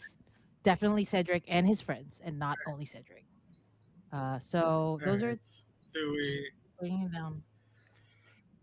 So all of you, by the obviously, way, Multiple wants to help.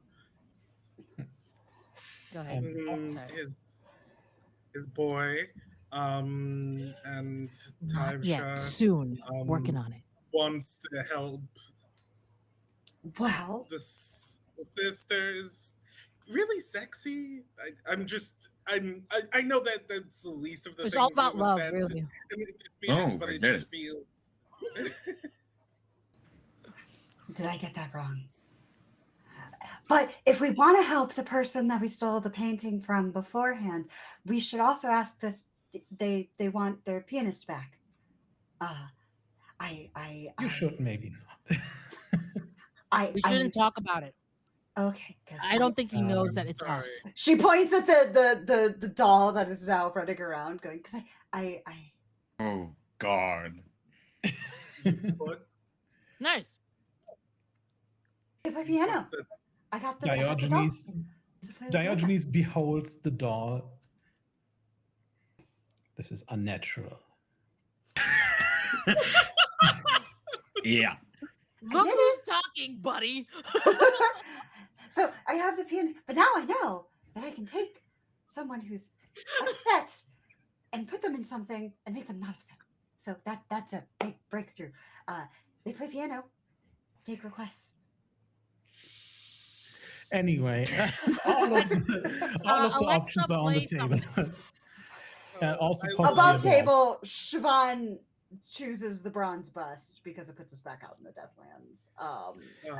But I know the Dimmer sisters are high priority for Tive. I think we should anything that touches the red sashes. All of you know, however, that's what I will say.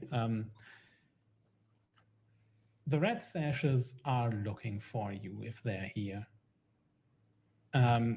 It's not an option of will this situation escalate? It is who essentially punches first. Let's do it. Let's punch them first while it's just 3 youths with the sword. We can take them off we can take them on with Carrion's elephant gun. What are they gonna do with their swords against our elephant gun? They brought a sword to a gunfight. If they're close enough, the swords are more useful than the gun. Well, then we just don't let them get close. What's room of the elephant gun? I think we should handle the sashes. It's just they're going to hit first. we don't do it now. But I agree we should. I think all of these gigs are important. As much as Do we I think know- the Dimmer sisters are going to be a powerful ally in possible new acquisitions in our group, she says, rubbing her cheek, I think maybe addressing the red sashes so we don't have a reprise would be good. Do we You know punched how him hard. soon this collector wants his bronze busts? There was no timeline given. I mean, it's out It's in the okay. I can ask Deathlands. Cedric. Yeah. I can come back. Don't worry about it. I'll ask him This is again. more- I'll go visit. That is probably the one. I mean, that is the one that is going to be available the longest because it would essentially take somebody else going out into the Deathlands and doing it. Alright. Though I do want to say well, I think we should table that one. We should keep it on the table because if this is an individual we can steal from and that creates a need for us to go out and do more jobs, then that's just an endless cycle of Just- money that we can. It's a exploit. pyramid scheme. A pyramid circle? I don't know. It's I don't know more pyramid scheme. lead acquisitions. Anyway, so red sashes. Yes. Red Yes. All right. So how do we want to deal with those sashes? That is a good question. All of you can technically try and gather information about the sashes. I mean, there can be one role to gather information about them. And then there's, of course, the question of how you approach this score.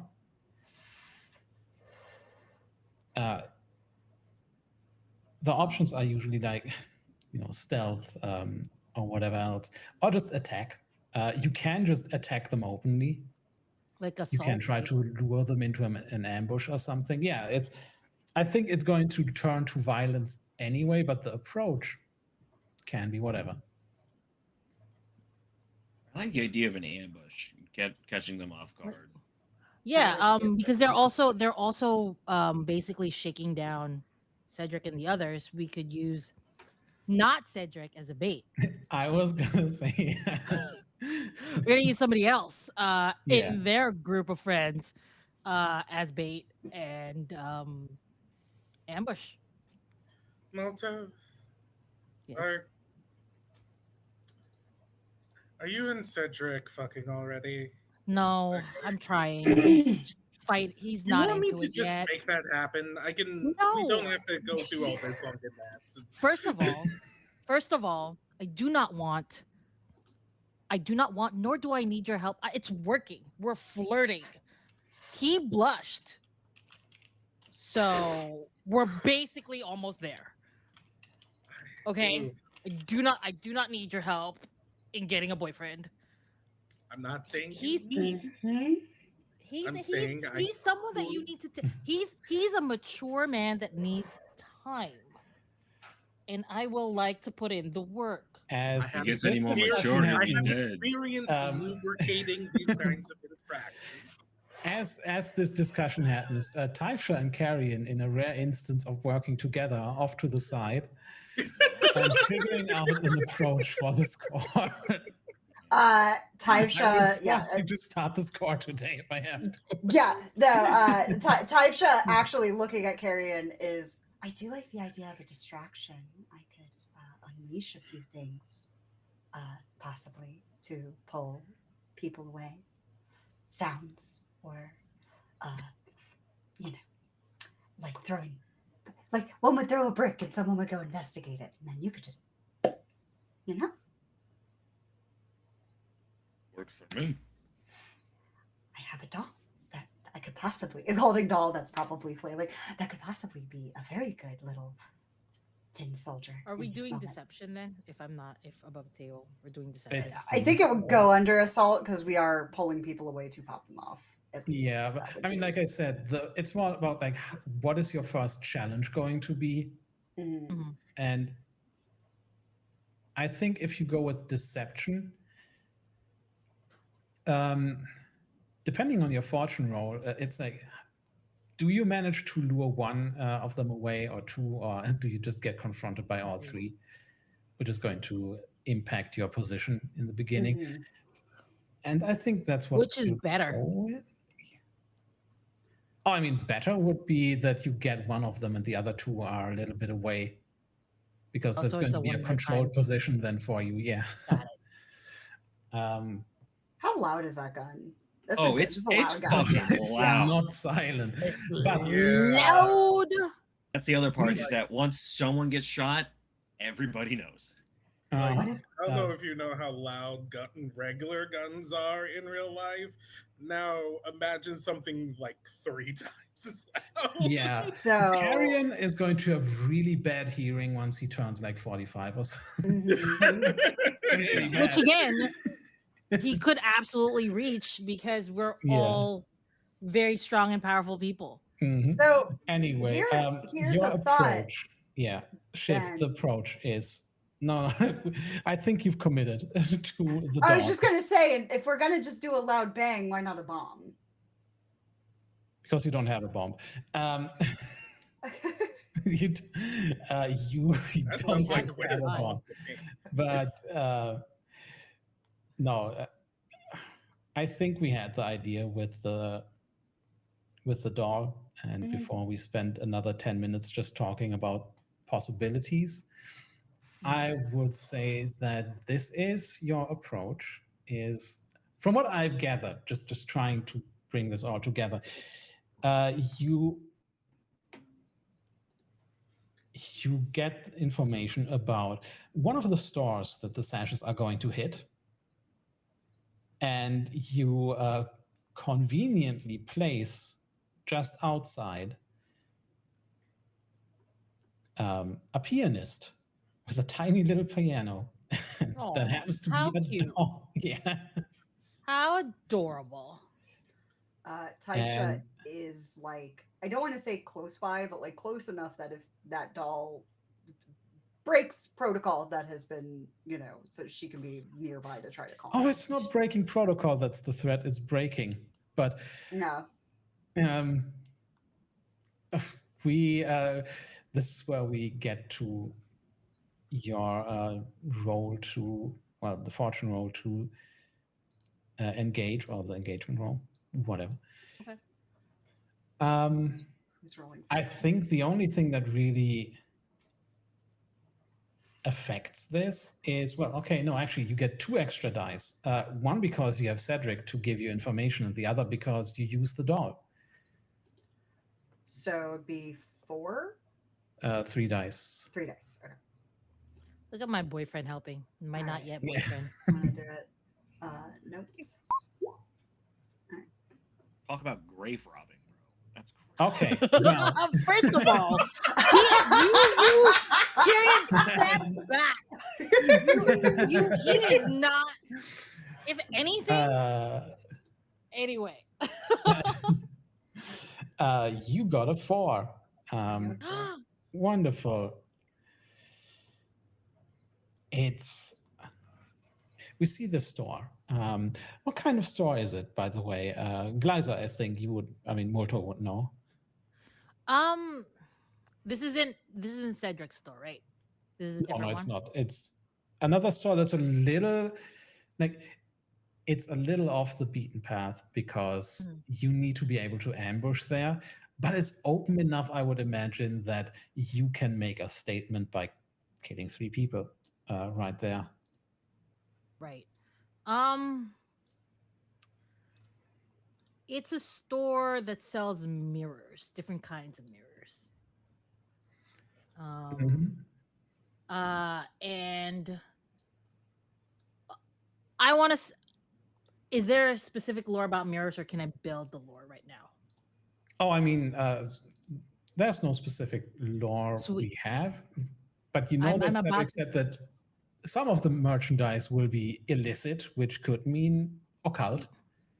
Yes. So sweet. I'm about to build some mirror lore.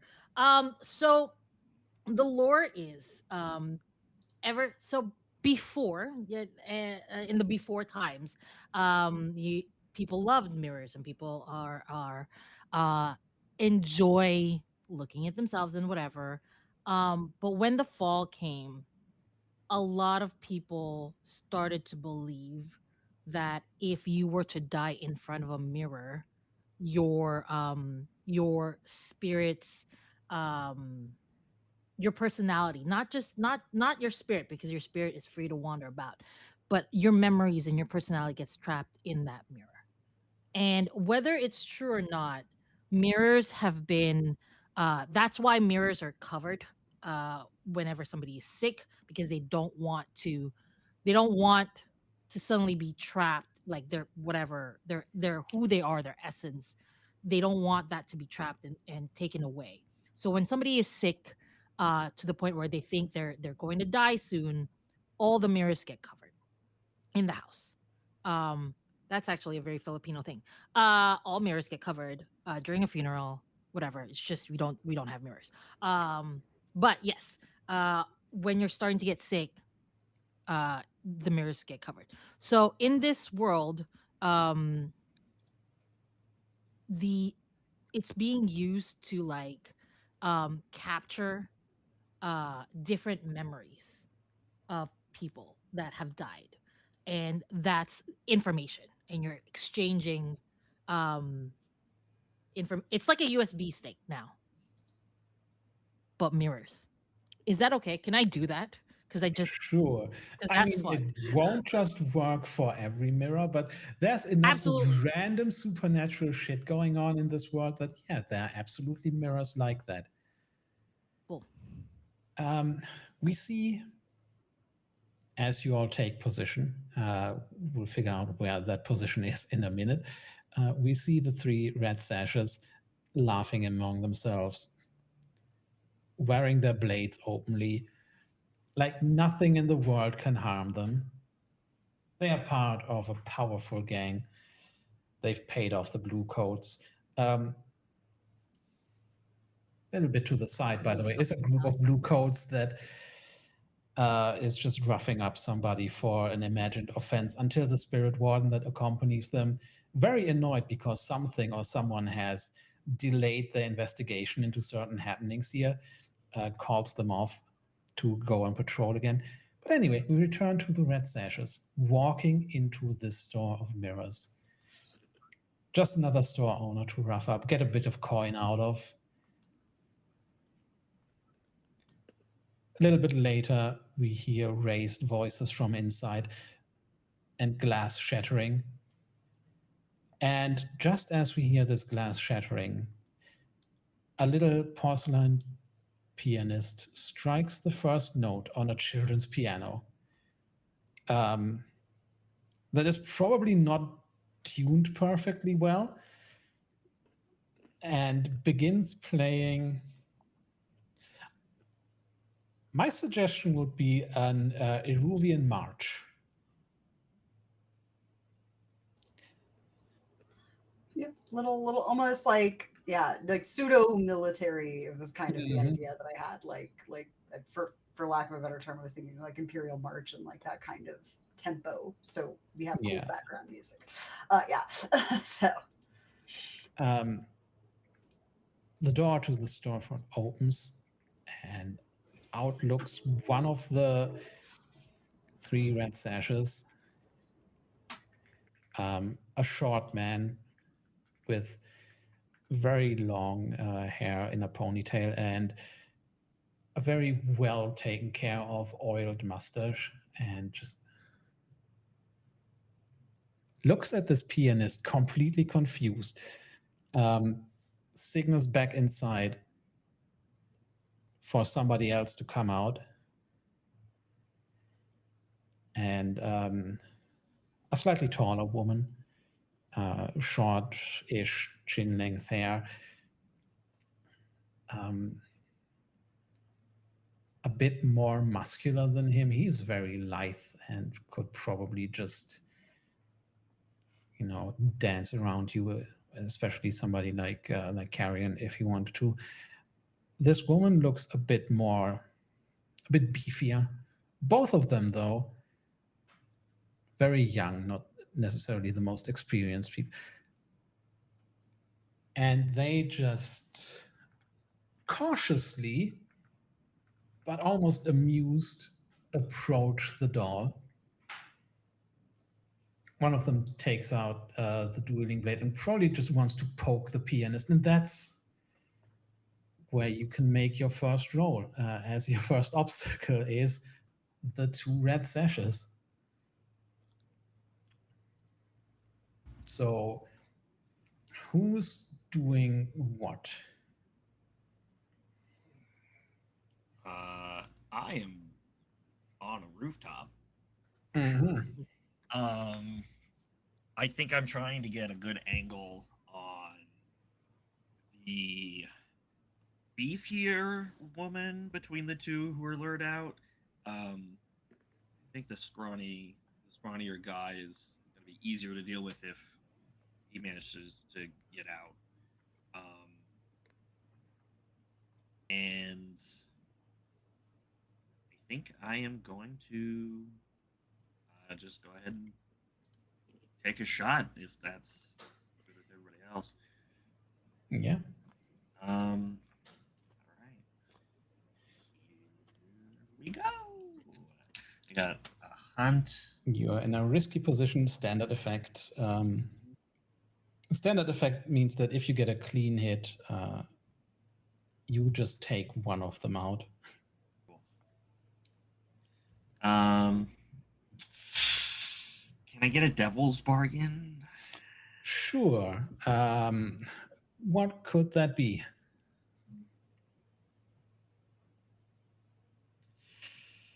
I mean, We talked what are about- you trying to get? I'm actually not sure. I'll just roll straight. It's Okay. let's see. Oh, that's bad. The luck has run out. No, not in this No. moment.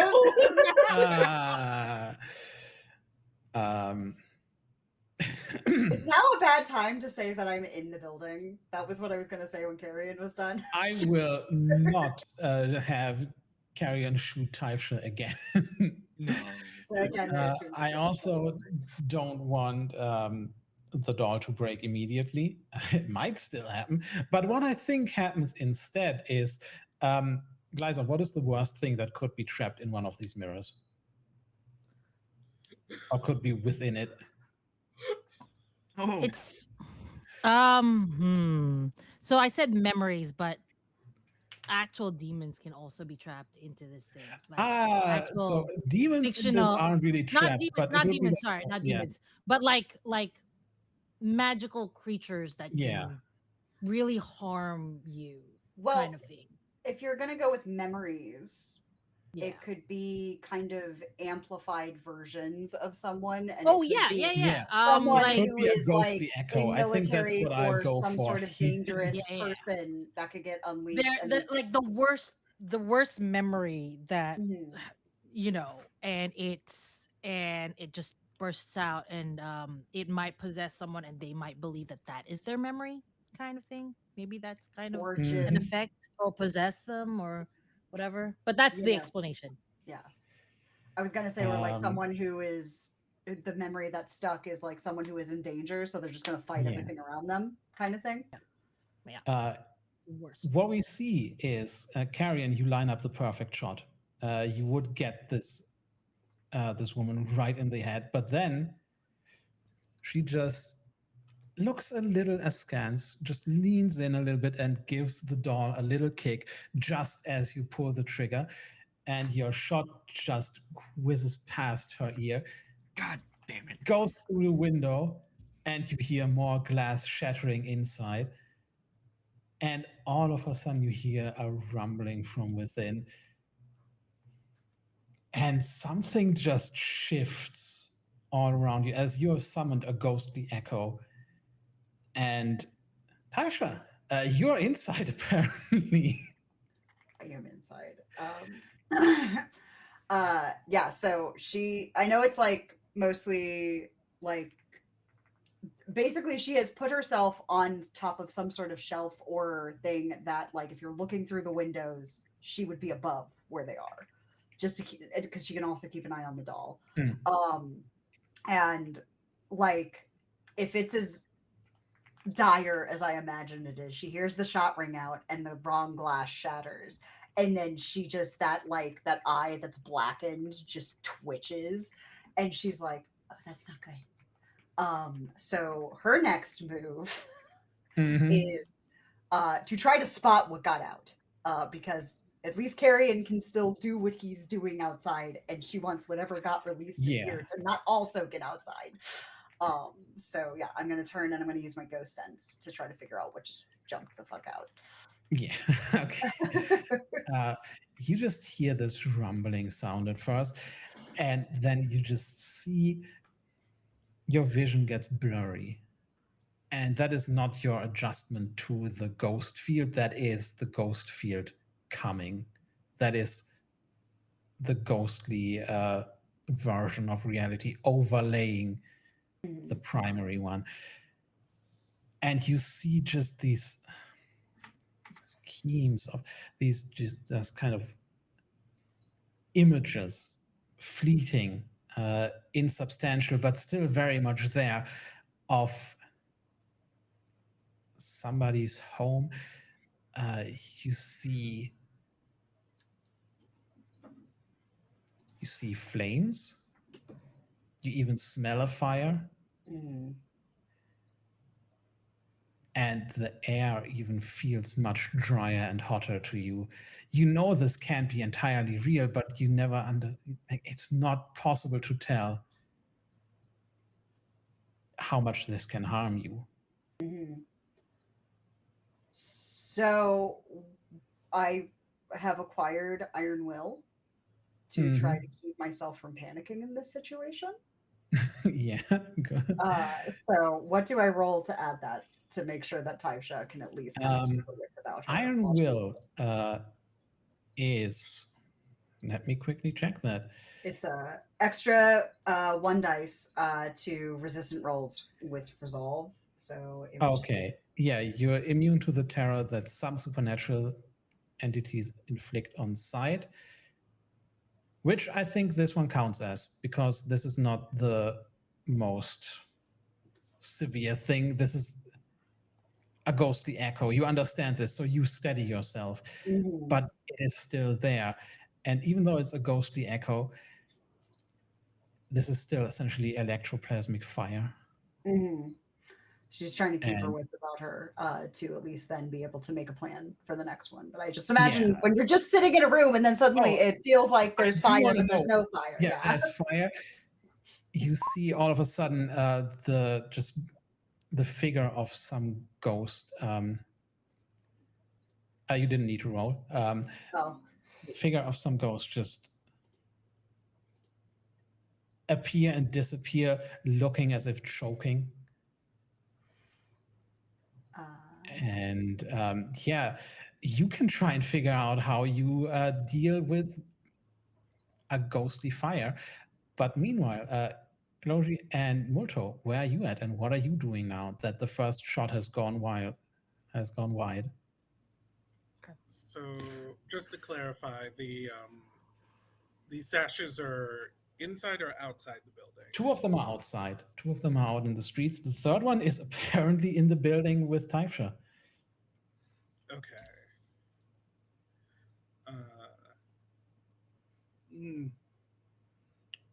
The 2 outside here,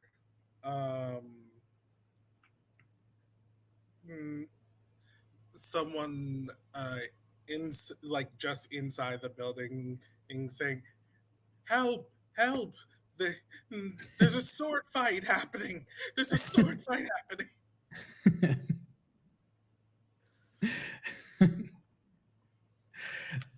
What is the intent here, and what are you rolling? Well, the intent is to draw them into the building to ambush them. Okay, yeah. So just from my understanding, you're also inside the store now? It's really funny because I was gonna be inside the store too. You're all waiting inside that. Okay. It's an ambush. Yeah. Okay. I guess you all paid We off the thought store this owner was gonna before be and just yeah. And More, I Okay. think we got our way into the building, and Typesha was planning to leave some gold to be like, "Hey, sorry about this. I don't know Yeah. that we paid them." Oh no, I off. mean We're the not- store we're owner not is there. The store Oh. owner The was store Shane owner, Bell. we're helping the store Okay. owner. Yeah, he has to. This is or something they that have he to be wants there. Yeah. But anyway, Obviously, the plan was they'd get Yeah. one of them would get shot, and they'd Yeah. rush into the store to take cover. Like it Yeah, was a flawless that makes plan. sense. So first shot goes wide. Shit, they're inside too, and yeah, you can roll, and maybe you break them up. Maybe you lure them back into the store where we have the ghostly fire raging. I'm about to make it worse. With Yeah, I think So whatever sway. Molto has planned is gonna happen once we see if it's Elogi gonna be great. yeah succeed. Um, I would say the best effect will be just sway. Yeah. I don't even see what else would really make sense there. You could flavor it as command, but didn't feel like that was what we're going for. No, sway is good. Risky. It's still. Well, actually, you are in the ghost fire, and you have 3 enemies. I think this is getting desperate. Okay. Yeah, everyone loves desperate. Like, but nothing can go wrong. Standard. Great. I mean, what you're doing is, I think you're setting up Molto. So I'm not sure. Do you want to know what I have planned first?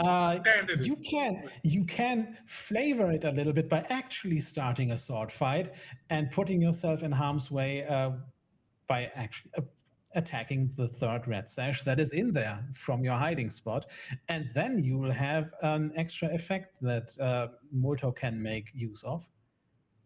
Yeah, Logi's not doing that. Logi's not risk. No.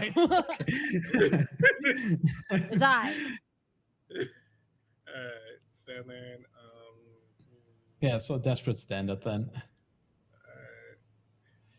But this is going to greatly support whatever Molto is doing if it succeeds. And it does succeed. So where are you positioned in the store, and what do we see here exactly? Like, if the store is deep enough, I would try to be towards the back when I'm shouting this so they can't see me. But, like, they can still hear me from outside. Yeah, you're in the back, but you have to, of course, to be really to be audible, you have to at least open the door. And you do that. You are not getting seen because you succeed. You're not getting seen by the red sashes. But all of a sudden, as you do this, executed flawlessly, you see the image of a burning person just walk towards you, and you freeze in terror, or you make a resolve roll. Yeah, I'd like to make a resolve roll. As this echo, ghostly echo of a burning person just walks towards you. And the effect here is, I think the most favorable thing for you would be if one of the 2 goes back inside and the other one is trying to essentially take care of Carrion by themselves, because then you've just fully divided them. But maybe you disagree. I mean, you tell me what the effect is. No, I'm splitting them because because I think Carrion. So the woman just lifts her sword, just places it on the chest of the smaller man, and just motions for him to rush back inside to help their compatriot in there, who we haven't seen yet. Oh, okay. That's a pretty decent roll. Yeah, you shake it just shake it off, and we're switching over to Glaiza, because where's Molto and what is Molto's plan here? We're gonna have a flashback here where I talk to the store owner and explain to him that I would like to have some of your strongest, most powerful mirrors that have stuff trapped in them that are very, very scary.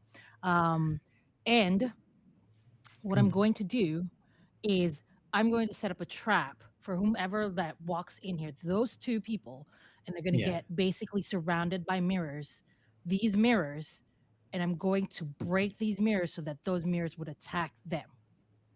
Okay, yeah.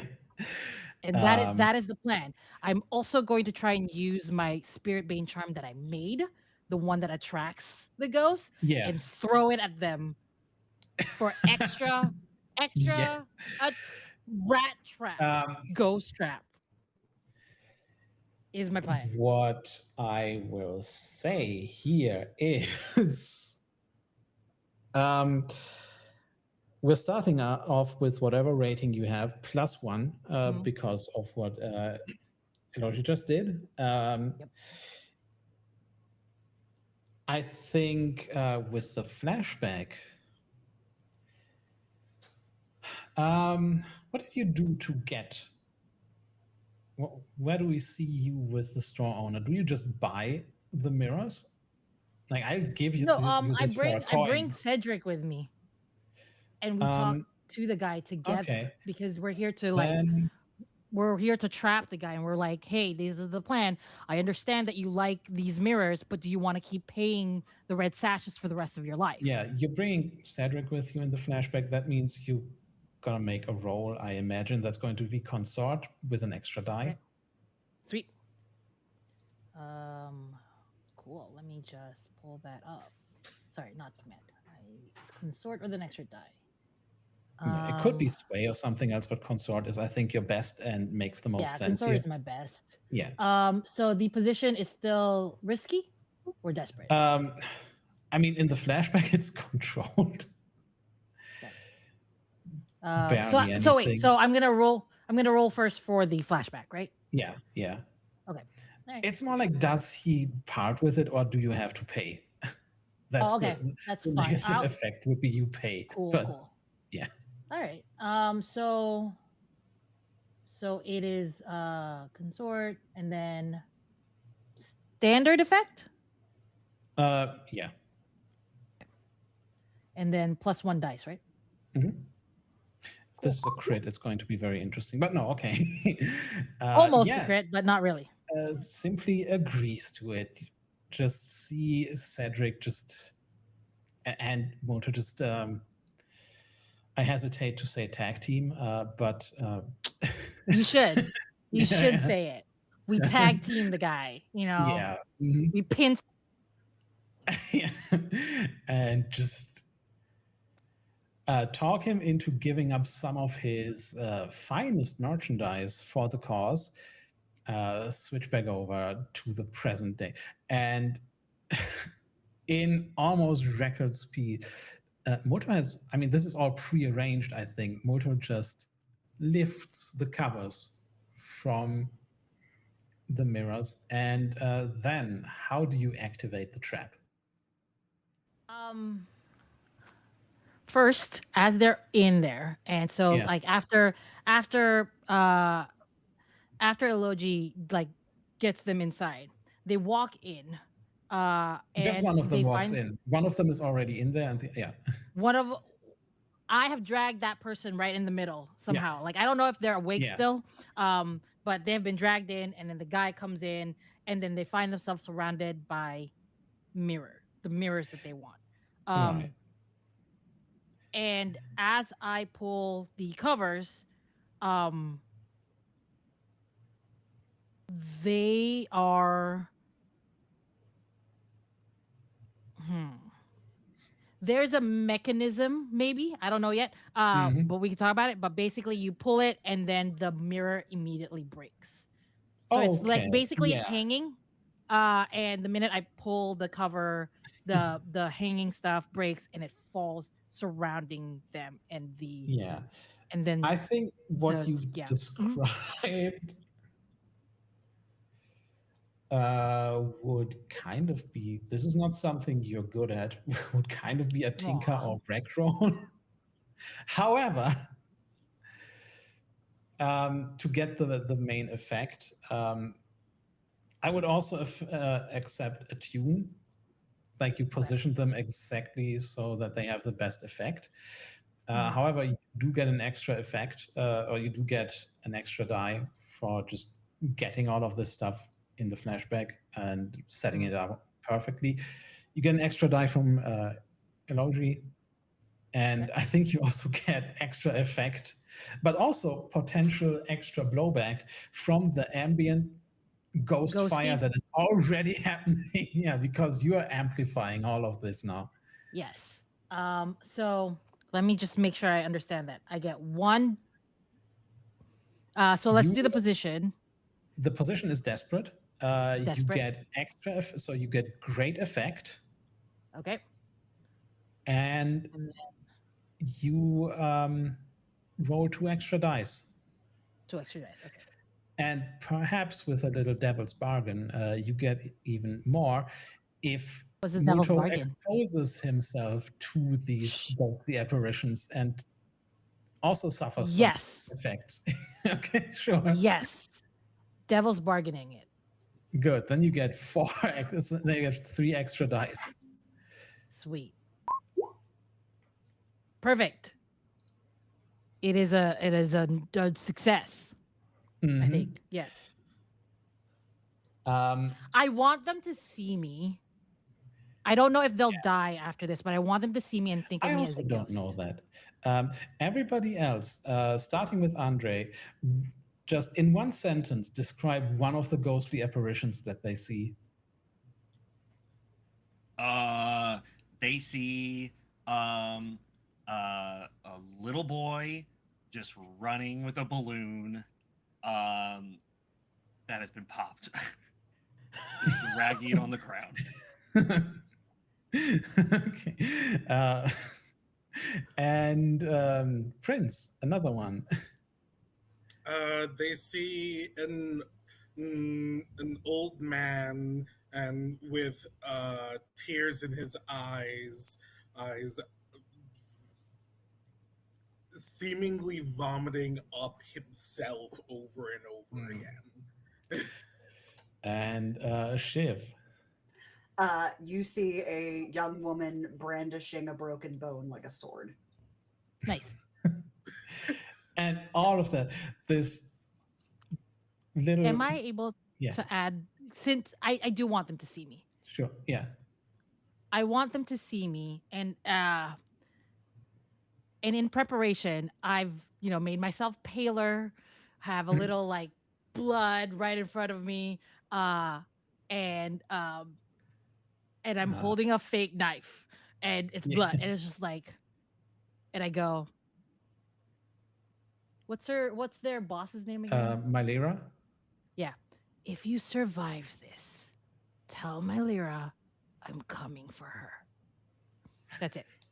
And yeah, he freezes in fear, just goes absolutely still,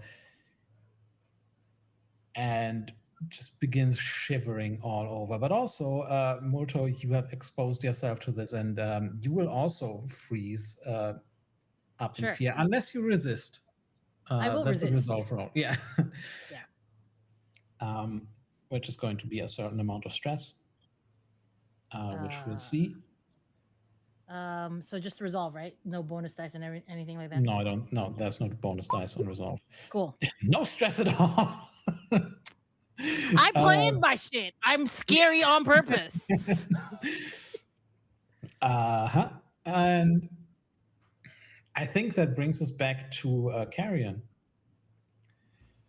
As, I mean, she doesn't know where exactly you're at, but you hear screaming on the streets. Everybody has registered the gunshot. It's not going to be long until the authorities arrive. And there is a red sash with her dueling blade out, rushing towards your position. She doesn't know exactly where you're at, but she does know where about the shot came from. So you may have time for another clean shot until she's in the building. Yeah, I think I'm just gonna go for another shot. Just let's try and stop her dead in her tracks if we can. I'm gonna push myself for 2 stress. Mm-hmm. Okay. Yeah. Let's see.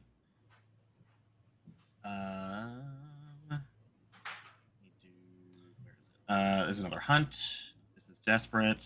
Yep. I think your position actually isn't that desperate anymore because you're outside. Oh, okay. Still risky. Standard. Add a die. Oh. It's something. All right.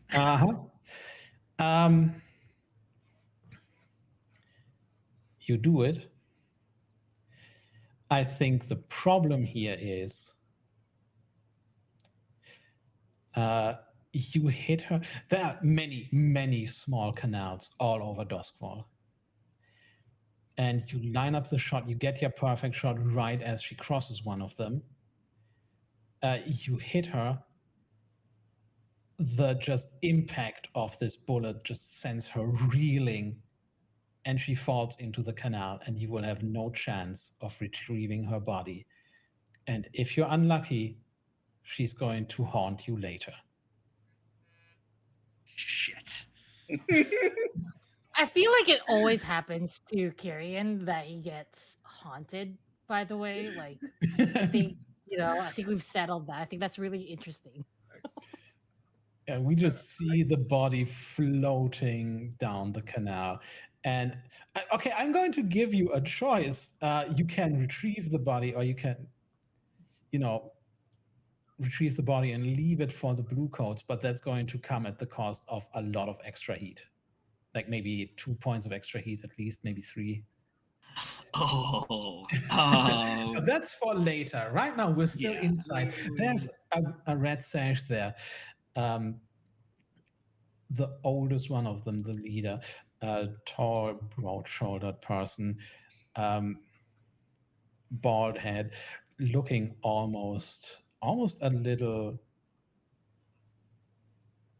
like some kind of bird of prey with a very just prominent nose, eyes squinting in the chaos, hearing the second shot outside, the mirrors getting smashed inside. And I think at this point, at least, Multo is revealed, but possibly a ghost. But Shiv, Taifsha is just in there on a shelf, right? Mm-hmm. She has a plan. It's a decent one. He has, or they have seen Taifsha, and they are coming for you.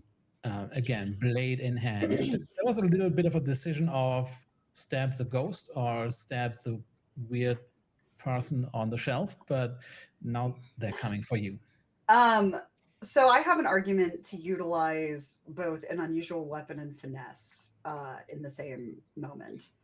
To stay on theme with my children's piano, I want Taifsha to produce a piano wire and wrap around somebody's neck, and in her fall down from the shelf,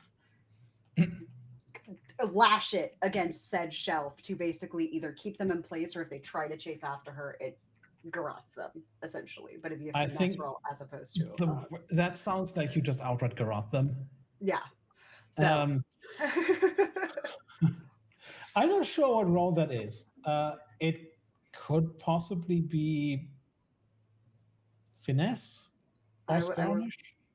I have no skirmish, hence my trying to argue it being finesse. Yeah. So, I'm going to go ahead and just roll, and then we'll see if there needs to be anything in the aftermath of that. Do you maybe want to set something up for that roll? Like push yourself, or I can push myself. What's that? See stress? I mean, I already have one tick of trauma. Yeah. What's another one? So yeah, she's gonna push herself, and so when I push myself, it's what, one extra dice? Yeah, in this case, yeah. All right, so we are in a desperate and 2 for 1 deal. and one extra dice. The thing is, she doesn't like to kill people. That is a very like antithetical to her whole deal. So Molto or Elogi looks over, and her clear eye is closed, and the piano wire comes out, and she drops down to garrote this person, and just like there's this like inhuman sound as the piano wire is coming down. And I was gonna suggest that it is the darkness inside taking over. That is where the stress comes from, absolutely. And you do it, so you do it with no side effects. So describe how this person dies. So Taibsha in her head, but what is not on screen was, I need to get out of this situation. This is an unsafe situation. And this thing in her head is like, I've got it. And that's when her Taibsha eye closes and that piano wire comes out. And when she drops, Taibsha's like maybe 96 pounds soaking wet. But that's a lot of inertia when you are on a high shelf and catching someone around the neck. And so Taibsha literally just drops and the head separates from the shoulders. Just pure piano wire. And then the thing possessing Taibsha's body just kicks the head like a soccer ball away. And the piano wire gets wrapped around her hand with all the bandages. And then that eye opens back up and she just goes, ding, ding. And in that very moment, we just, a little to the side, see the one remaining red sash that is frozen in terror just collapse with a whimper. And still alive, if you so desire, as a warning. And that is where we end the session. Yay! Cool. Are we still technically in the job? Like, I was going to mark the stuff I used, like, or is that something that I should not worry about? Okay. No, yeah. Well, you have dealt with the red sashes. Pretty well, if I do say so myself. For how things could have gone. You rolled well when you needed to. Yeah. Nobody got any harm. You may get haunted in the future. Yeah. Future. That's just look. That's tomorrow. That's tomorrow Molto's problem, not mine. Though I would say if I was a city council person in Duskfall, I would maybe point out like the high connection between hauntings and canals and say maybe we should have either fewer canals, more railings, like something. Look, nobody ever thinks about the safety railings, okay? And we really need to address the safety railings. Well, yeah, this is the session. You have started some shit with the red sashes before they went ahead and started it themselves. So next session, we'll see what their reaction is and what else you can do. But for now, I think it's just time to do our outros. And yeah, I'm going to keep this very short. I'm Janis, he, him. I mostly run games here. Sometimes I play in them. At this moment, I'm just jamming. I'm jamming this. will return next Saturday. And on Thursday, you will see Red Markets, our zombie game of economic horror. At some point in the future, that's still a few months away, you will also see several of us in another game together. But, that will get announced in the future. For now, popcorning it over to Andre. Hello, I'm Andre, pronouns are he, they. I was Carrion today, or Hound, whose pronouns are he, him. You can find me at Andre Rivera Art on social media, as well as my website, andrevera.art, where you can see my illustration portfolio, a bunch of games I've designed, actual plays I've been in, a few podcasts as well. Just gonna popcorn over to Shiv. Hi, I'm Shiv.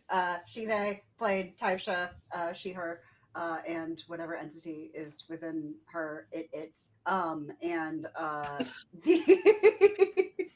You can find me at Dr. Bubbles, PhD, literally everywhere. I'm also here a lot because I helped start it. Yeah, that's me. Anyways, tip your waitress. I'm popcorning over to Glaiza. Hey everyone, my name is Glaiza. He, they, she pronouns in the order of what makes me go he in my brain. Today's plans work really well, and I'm really, really proud of how it all turned out. But I do a lot of things on the internet, especially in the TTRPG space. I run games, I make games, and I play in games. Speaking of making games, I recently released for early access a gelatinous cube game that you can play. It's in early access, and I'll put it in the chat later. But if you play this game, you can absolutely send in an email of the gelatinous cube that you make. I have some over here if you would like to. Play it, send it to the email. But that's the current thing that I'm doing right now. But you can find the rest of the things I'm doing by just going to Classical Adventures 4.1.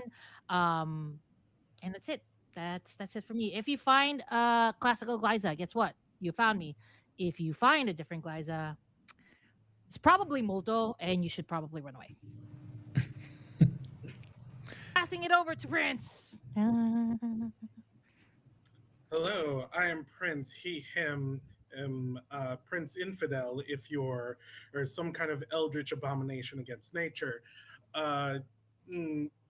I've been playing Elogi, our Sly today, also he, him. You can find Prince most places on the internet. It's not every place. Fuck X. But but it's been a delight. You can find me here playing this, maybe other places playing this. It's not this. Other places playing different things. That makes more sense. Elogi makes appearances in like Girl by Moonlight, in other games, just so you're aware. Good Society. Good Society. The all Transformers kinds of RPG. Yeah, I need to see Elogi's Power Rangers persona. Exactly. I'm excited for that one. Also, in One Ring, if Elogi was in The Lord of the Rings, that would happen. I'm done. Go move on to the next thing. All right. Then, yeah. Was that everybody? I kind of lost track. Yes, that's everybody. Okay, I was just taken fully aback by the many faces of the Logi. See you next time. Goodbye. We're going. Goodbye. Bye, everyone.